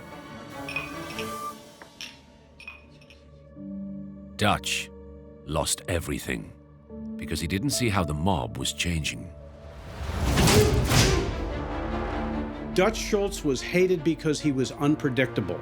And the thing that these guys did not want at that time in history was somebody who would end up killing them. Schultz didn't see how Luciano wanted the mob to work together, out of the public eye. Dutch was simply bad for mob business. Too public, too selfish, and ultimately too dangerous. Dutch Schultz has entered mob history as the boss everyone loved to hate.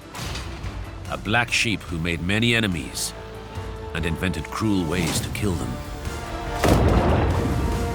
Dutch was wild and defiant and killed, without even thinking. Dutch Schultz was the last mob boss to think that he alone could stand up to the might of Lucky Luciano and the American Mafia. And he paid the ultimate price. In the early days of organized crime in America, one man dominated the headlines. Alphonse Capone was America's first superstar gangster.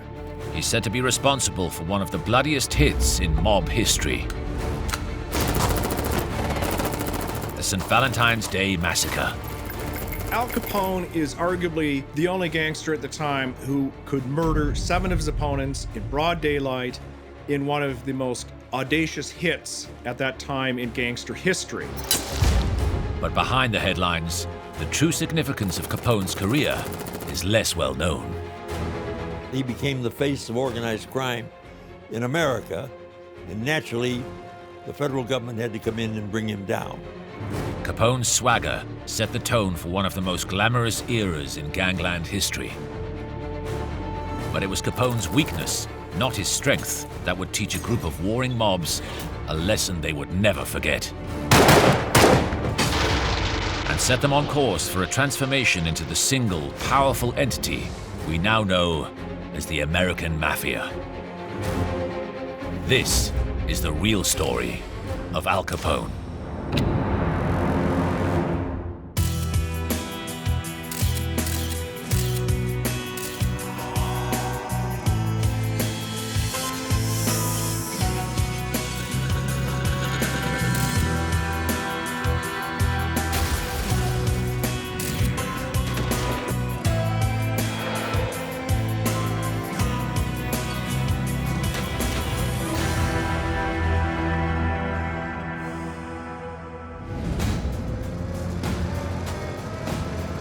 (1924), Chicago.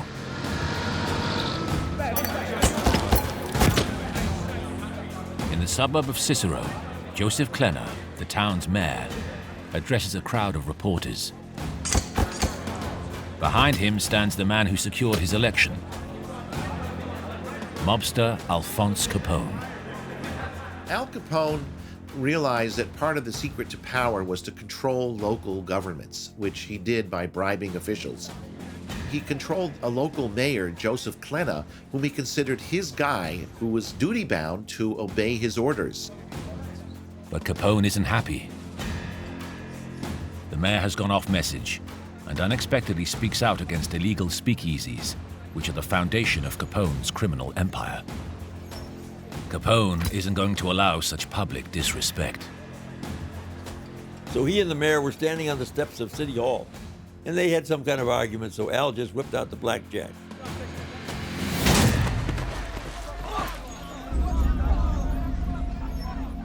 He literally kicked the mayor down the steps to show publicly this is what happens to people, even politicians, who defy Al Capone.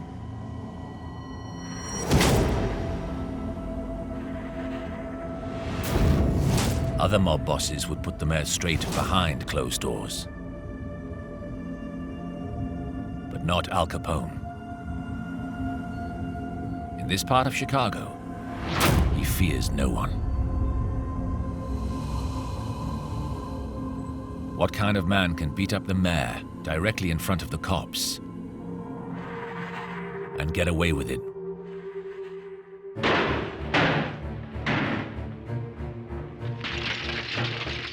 Capone's rise to power in Chicago begins in the years of Prohibition. In 1919, the US government outlaws the sale of booze. Selling beer or whiskey is now a crime.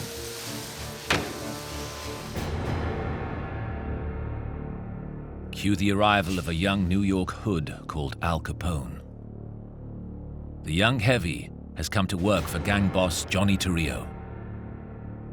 Torrio is building a successful business, bootlegging booze and illegally supplying it to the people of Chicago.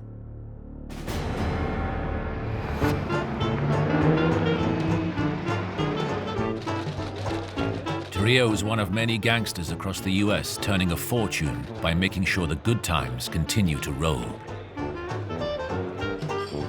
Torrio's illegal speakeasies serve his imported booze to thirsty Chicagoans across the south of the city. Prohibition was a complete failure in big cities like New York and Chicago. And Chicago already had a reputation for having a corrupt government and a thriving underworld, even before Prohibition.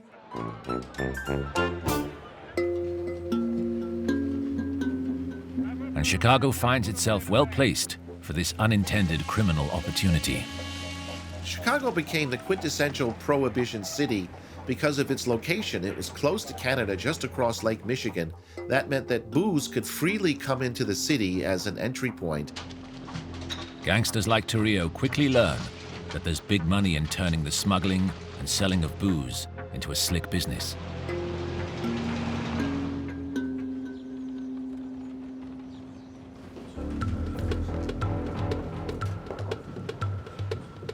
Torrio's Chicago outfit becomes one of the biggest in the city, and the rapid growth means Torrio's always on the lookout for fresh talent.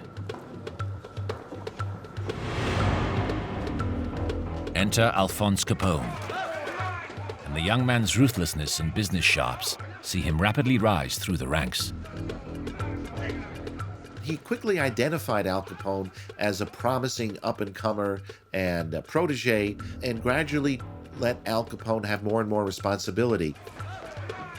But Torrio's success makes him a prime target for rival gangs.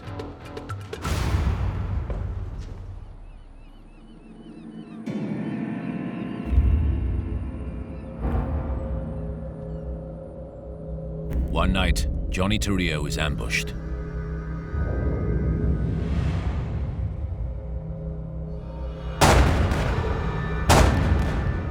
He is shot repeatedly in the neck and groin. His attacker is one of his underworld business rivals, notorious gangster and bootlegger George Bugs Moran. Bugs aims the gun at Johnny's head, but as Torrio waits for the coup de grace, Bugs' gun misfires. He's out of bullets. Moran leaves Torrio to bleed out. Miraculously, Torrio survives, but the attack affects him deeply. Johnny Torrio is almost murdered in front of his own apartment, and he decides enough is enough.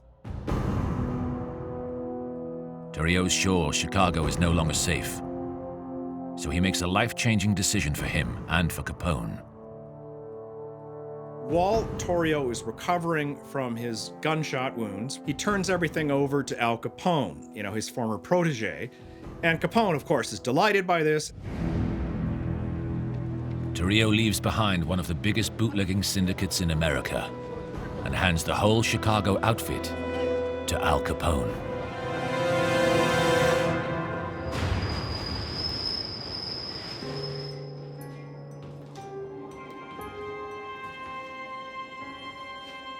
At only 26 years old, Capone is now one of the youngest mob bosses in America,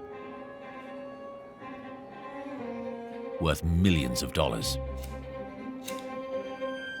And he moves quickly to put his own stamp on the Chicago underworld.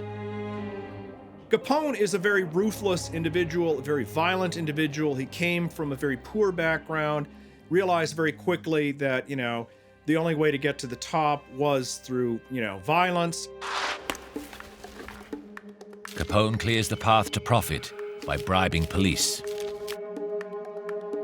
intimidating politicians, and threatening his rivals.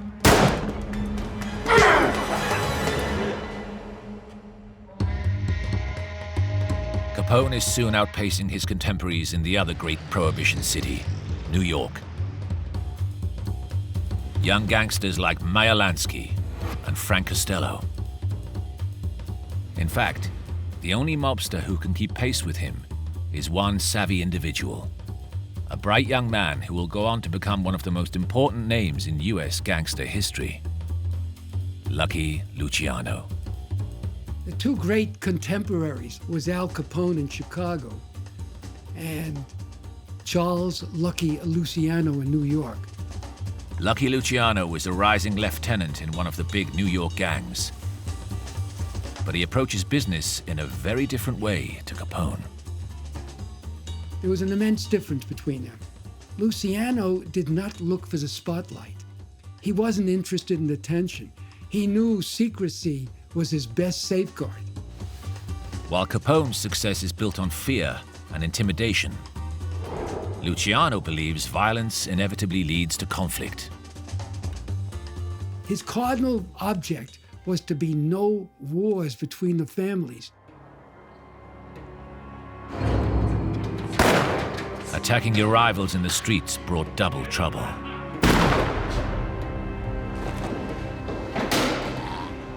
Revenge attacks and unwanted police attention.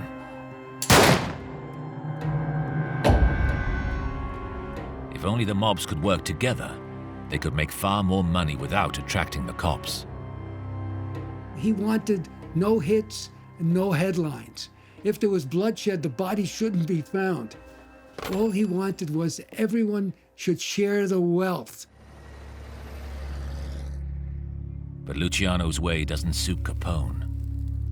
He doesn't want to work with the others. He just wants Chicago all to himself.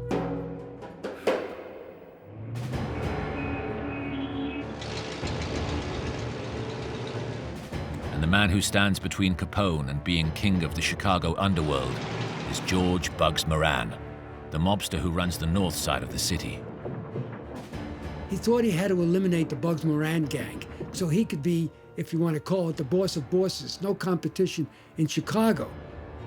Capone and Moran are heading down the road to a brutal war. The two of them became rivals for a criminal empire. Only one of them could possibly survive what was essentially a fight to the death.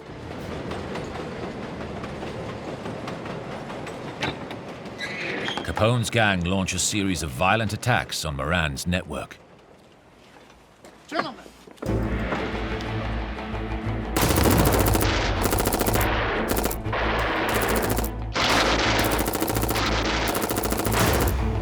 And Moran hits back. Chicago has never seen violence like it. The press go into overdrive, calling the bloody conflict Chicago's beer war. Capone's on the way to becoming America's first ever celebrity gangster.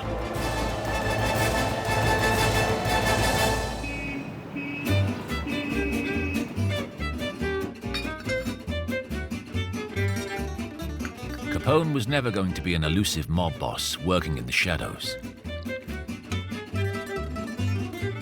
He makes the 5-star Metropole Hotel in the center of Chicago his new HQ. Capone takes over an entire floor, with hookers regularly visiting. The Metropole became a kind of unofficial city hall in Chicago.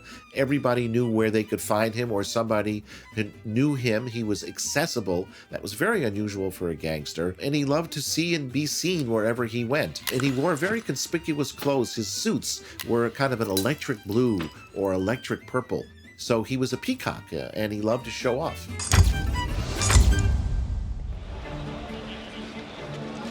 Capone bribes local lawmakers, so he's free to flaunt his position in public without fear of arrest.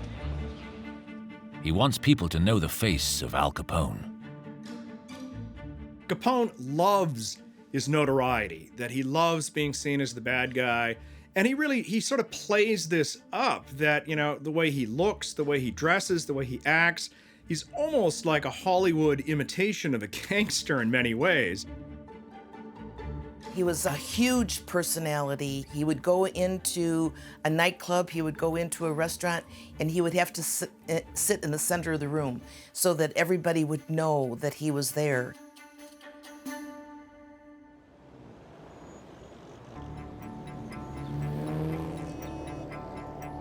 But while Capone enjoys the limelight in Chicago, his headlines are causing serious alarm in New York. Rivals like Lucky Luciano were appalled by this behavior because they felt Capone was just attracting attention to their illicit activities. They wish he would just stop and go away and let them continue without benefit of all this attention. Luciano and other wannabe bosses aren't interested in showing off. They want to keep their mob business strictly out of sight of the public.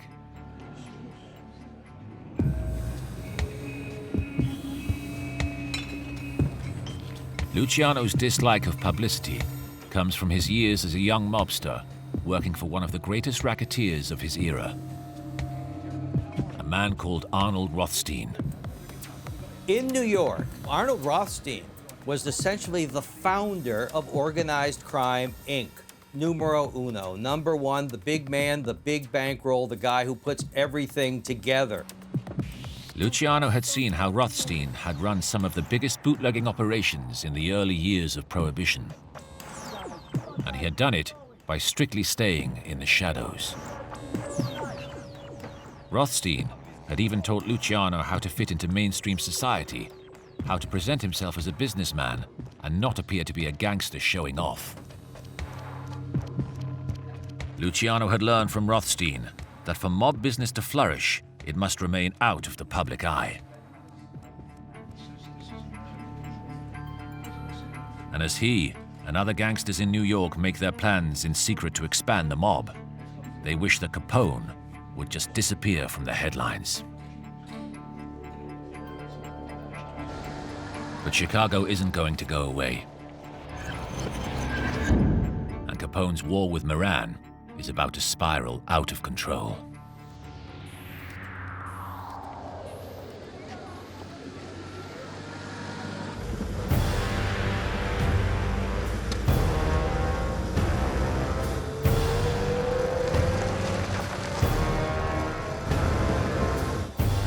On September the 20th, 1926, Al Capone is eating at a favorite haunt at the Hawthorne Hotel on the outskirts of Chicago. As usual, Capone isn't hiding. He likes to be seen. And his arch-rival, Bugs Moran, has been watching him very closely indeed. They sent carloads of gunmen out there to blast Capone.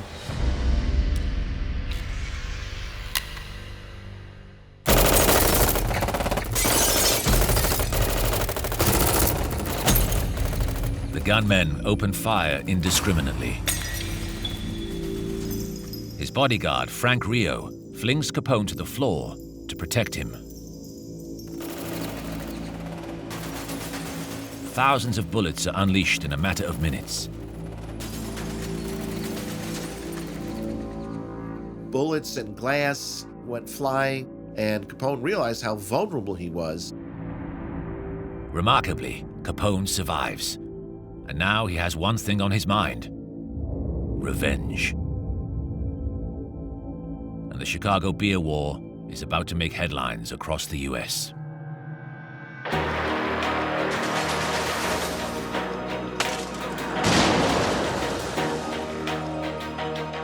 Capone's philosophy was kill and then worry about the consequences.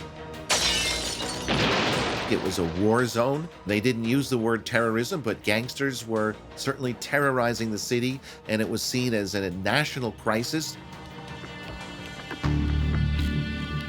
The war rages on until 1929, when Capone decides to end it once and for all.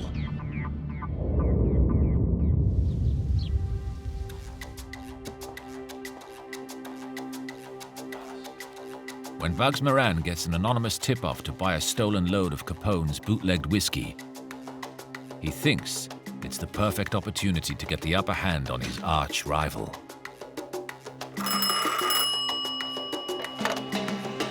Moran tells his crew they'll do the deal at their secret garage on February the 14th, St. Valentine's Day.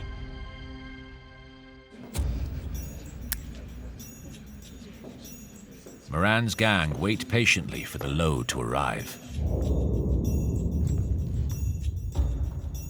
But before the shipment comes in, Bug's crew get an unexpected visit from the cops. It looks like someone has ratted on the deal. Moran's gang aren't too worried. They can usually buy the cops' silence with a bribe or two. But not these cops. They aren't law enforcers. They're Capone's cold-blooded killers. He had one of his chief assassins put together a plan to eliminate as many of the Bugsmorn gang members as possible. The assassins pretended to be policemen, had the gangsters line up against the wall, pretending to frisk them. Moran's men realize too late this isn't a raid, it's a hit.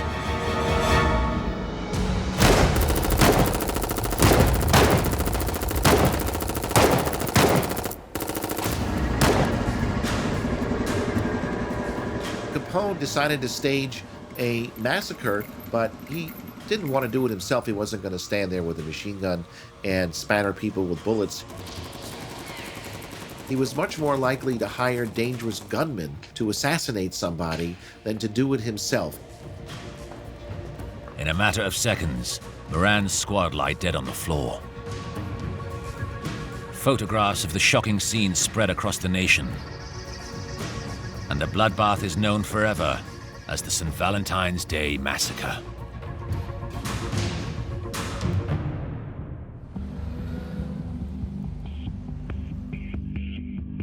To make sure that no one can pin the killings on him, Capone sits a long way away in the company of an attorney. But he knows that he will be the beneficiary. With Moran out of the way, Chicago is his. If Moran is dead, Capone realizes he's won, that he has sole control of the rackets in Chicago, and he's the top dog there, and it means that he's immensely wealthy. In today's dollars, he would be a billionaire.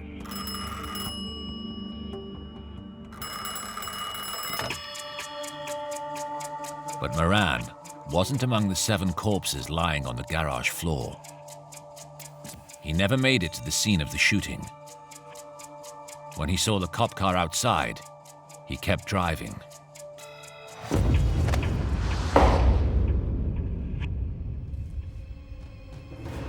Capone's arch-enemy is still alive, and Capone is about to discover that his botched Valentine's Day massacre will add powerful names to his list of enemies.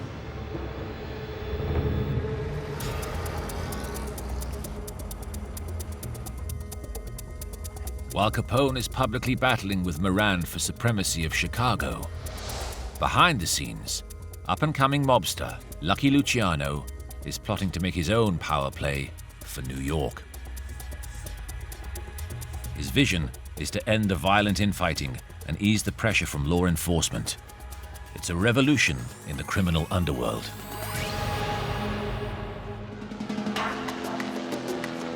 With Capone's massacre still fresh in the headlines, Luciano and other New York mobsters plan a conference in Atlantic City. A lot of what they wanted to talk about at the Atlantic City conference is how do we do this in a matter where not everybody ends up dead? How do we do this in a way that doesn't draw the attention from the authorities? The obvious move is to get violence off the streets and to run the mob as a professional business. The approach couldn't suit Capone less. So Luciano and the others take the bull by the horns and invite the hot-headed Chicago killer to the Atlantic City conference to sit down and thrash it out. Other gangsters, either in Chicago or in New York City, they were a little wary of him because they did regard him as a bit of a loose cannon, and they really didn't like his publicity-seeking personality. Fresh in everyone's mind is the St. Valentine's Day Massacre. Capone may love to seek out the limelight, but Luciano and the other mobsters predict severe consequences. It was very rational for racketeers. As much as people think that they're these big tough guys who are afraid of nothing, they're very afraid of the government. And the last thing they want is to bring down the full force of the United States government on them. Luciano, with the other gangsters, asks Capone to change his ways. But Capone takes issue with his competitors telling him how to run his business.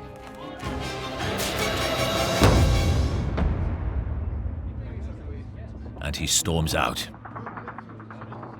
It soon becomes clear that Capone should have listened to Luciano.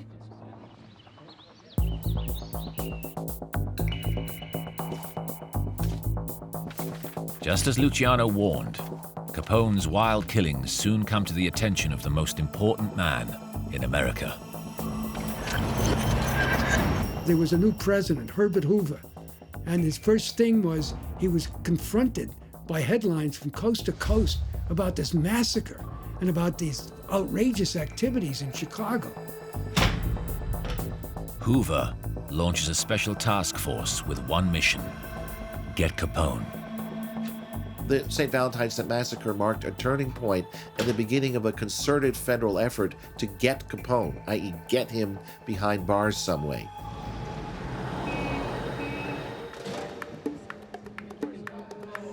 Luciano and other gangsters try to put out the public firestorm that Capone has started.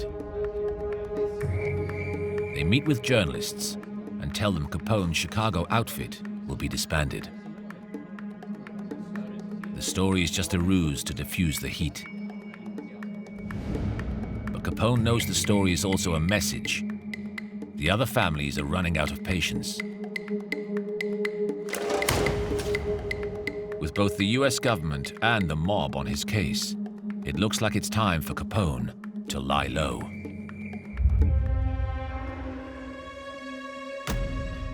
Capone's next move takes everyone by surprise. He finds safety in the one place no one would expect him to go.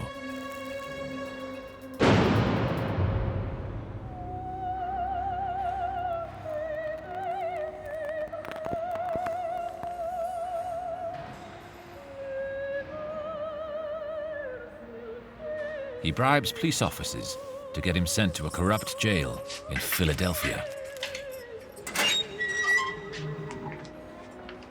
where he finds conditions far from typical. His stay in the Philadelphia penitentiary was more like a stay in a hotel or a rest cure. People waited on him hand and foot there. Everybody was corrupted, and he had a very easy time there. It was relaxing. The prison term is in fact part of a deal brokered with Luciano and other mobsters. And Capone is living the high life at the expense of the US government. But back in Chicago, the feds have got different plans for Al Capone.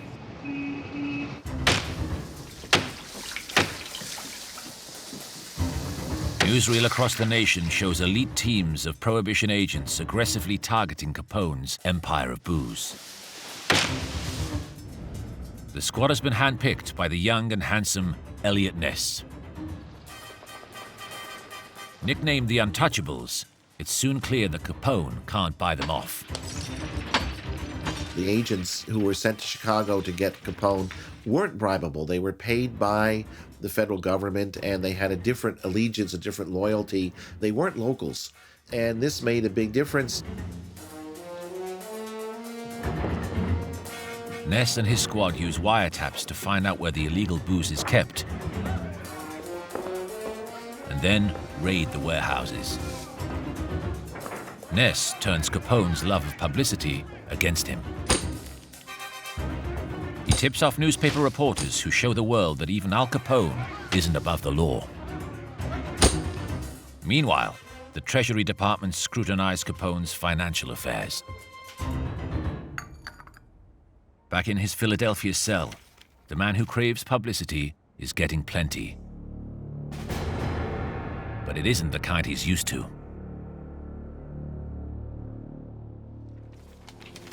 After 10 months behind bars, Big Al gets secretly let out of prison by officials and heads back to Chicago. When he returns, he finds the government have dragged his reputation through the mud. And Al Capone is no longer the king of Chicago. He's now public enemy number one.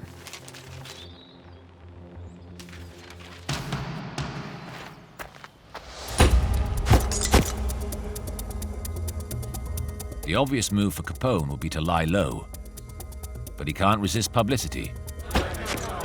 So Capone decides to organize a charm offensive. He's a publicity hound. He loves, being in the spotlight. He loves seeing his picture in the newspaper. No publicity is bad publicity.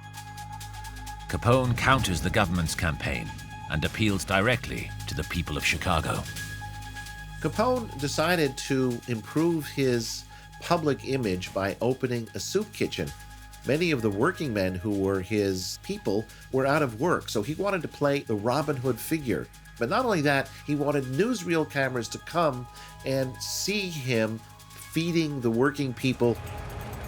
Capone says the real crooks weren't hustlers like him, but stock market speculators. But the story is always Al Capone. Capone was a narcissist to the extent that he had a distorted impression of reality. So he saw himself as the center of almost anything that was going on, and he felt that he was a force for good in the world. Capone may think he's a good guy, but the US government could hardly disagree more.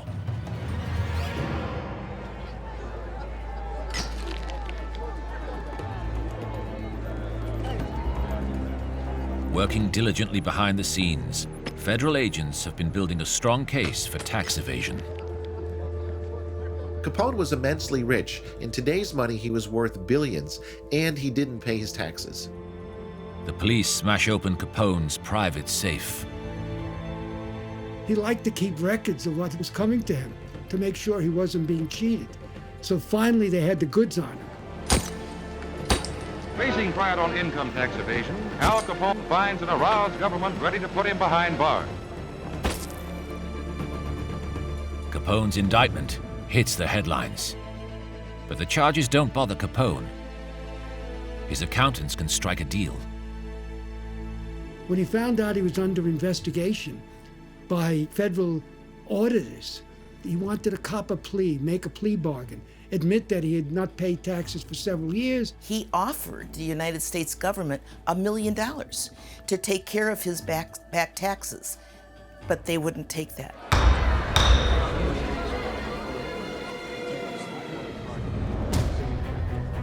Even when he's brought to trial, Capone is confident that he can walk away. The King of Chicago has a surefire way to beat the rap. It seemed like he was going to have another brush with the law. He didn't pay his taxes. Who would have expected that he would? And then he would eventually get off scot-free and bribe the jurors if necessary, which is what he did. At the trial, Capone's men open the checkbooks. They pay off members of the jury. It It's a classic mob tactic that has worked before. But not this time.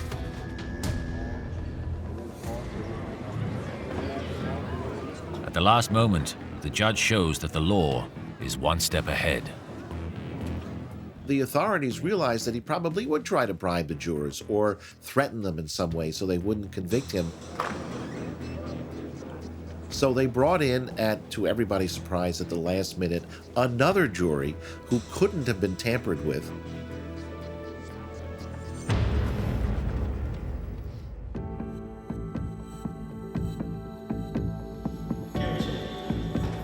Capone couldn't be outfought, but he had been outthought. He gets an 11-year conviction for tax evasion. Nobody got 11 years for income tax violation. That kind of case would have resulted in 18 months or something. But they gave him 11 years. He was stunned. His lawyers were stunned. Everybody was stunned. It didn't seem possible that one could be jailed for such a, quote, minor offense. Of course, the government wanted to make an example of Capone.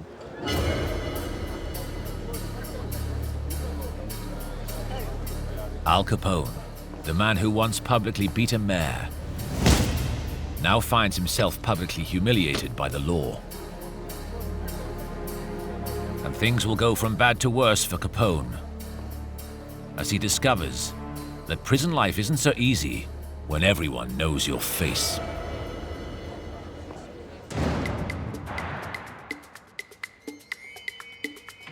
On October 24th, 1931, Al Capone, one of the best-known mobsters in the world, goes to jail for tax evasion.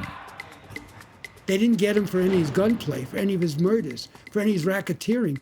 They got him on income tax evasion, something he had never anticipated. Capone's downfall makes the news across the world.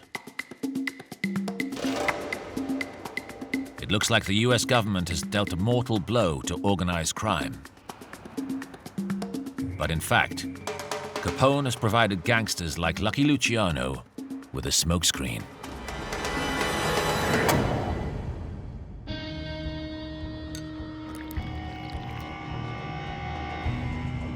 Beyond the glare of publicity, a new, secretive, and highly effective organization of mobsters is taking shape. And they're happy that Capone is locked away. Other gangsters rejoiced that Capone was now no longer at large. On the other hand, they were afraid that the same thing could happen to them. Gangsters learned to avoid publicity from Capone because they saw where it got him. They realized it made him a target for federal investigations that eventually put him in jail. Outside, Lucky Luciano will make sure that the negative publicity of gangland violence will never again damage their business.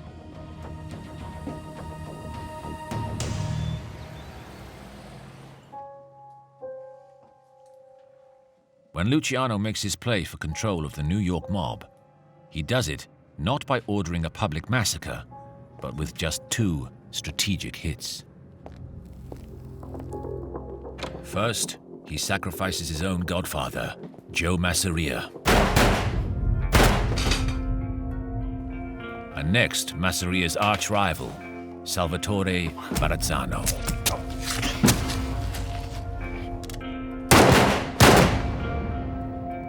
Luciano is now the most powerful mobster in New York.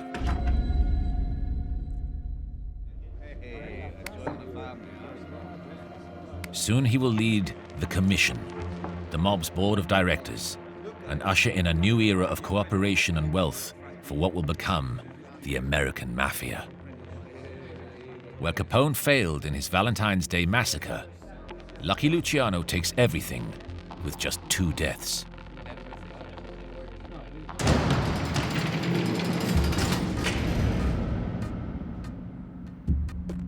Behind bars, his empire gone, Capone's reputation is in tatters. Now the government decide to use Capone for some publicity of their own. They move America's most high-profile gangster to the New Island fortress of Alcatraz. President Hoover said to the warden, If you want the world to know what a horrible place Alcatraz is, transfer Al Capone out there. And that is exactly what they did. He was in a 6-foot by 10-foot cell. And they put him on the outside where he could look across the bay at San Francisco. For people to come to visit him, they had to get on a ferry boat and go across the water. No longer the feared man he once was. For the first time in his life, Capone tries to keep a low profile. When Al Capone was in Alcatraz, it was humiliating in part because other prisoners were not afraid of him. He was given a very derogatory term, the wop with the mop, because he was often seen mopping.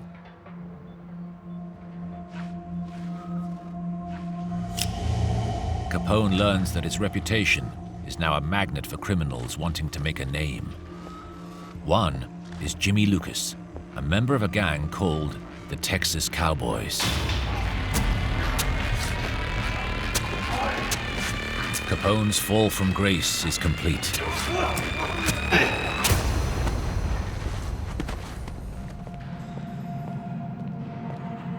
His life in the spotlight is bearing bitter harvest.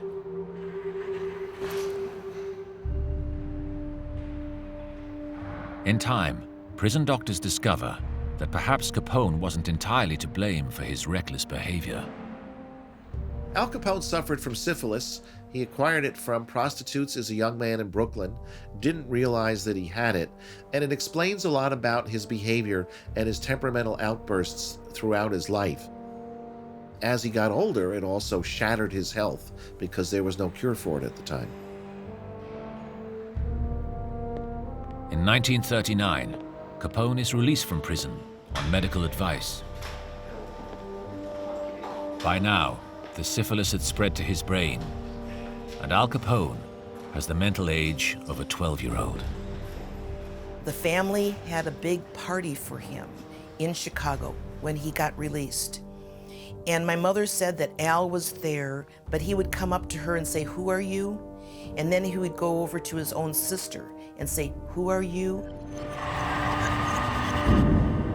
Al Capone will live out the rest of his life in seclusion in his mansion in Florida. A gangster without a gang.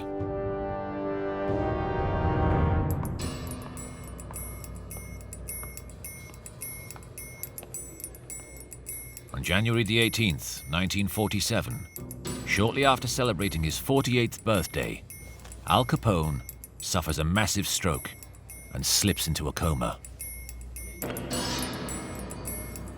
At almost the exact same time, some of the biggest mob bosses in the US meet in Havana, Cuba.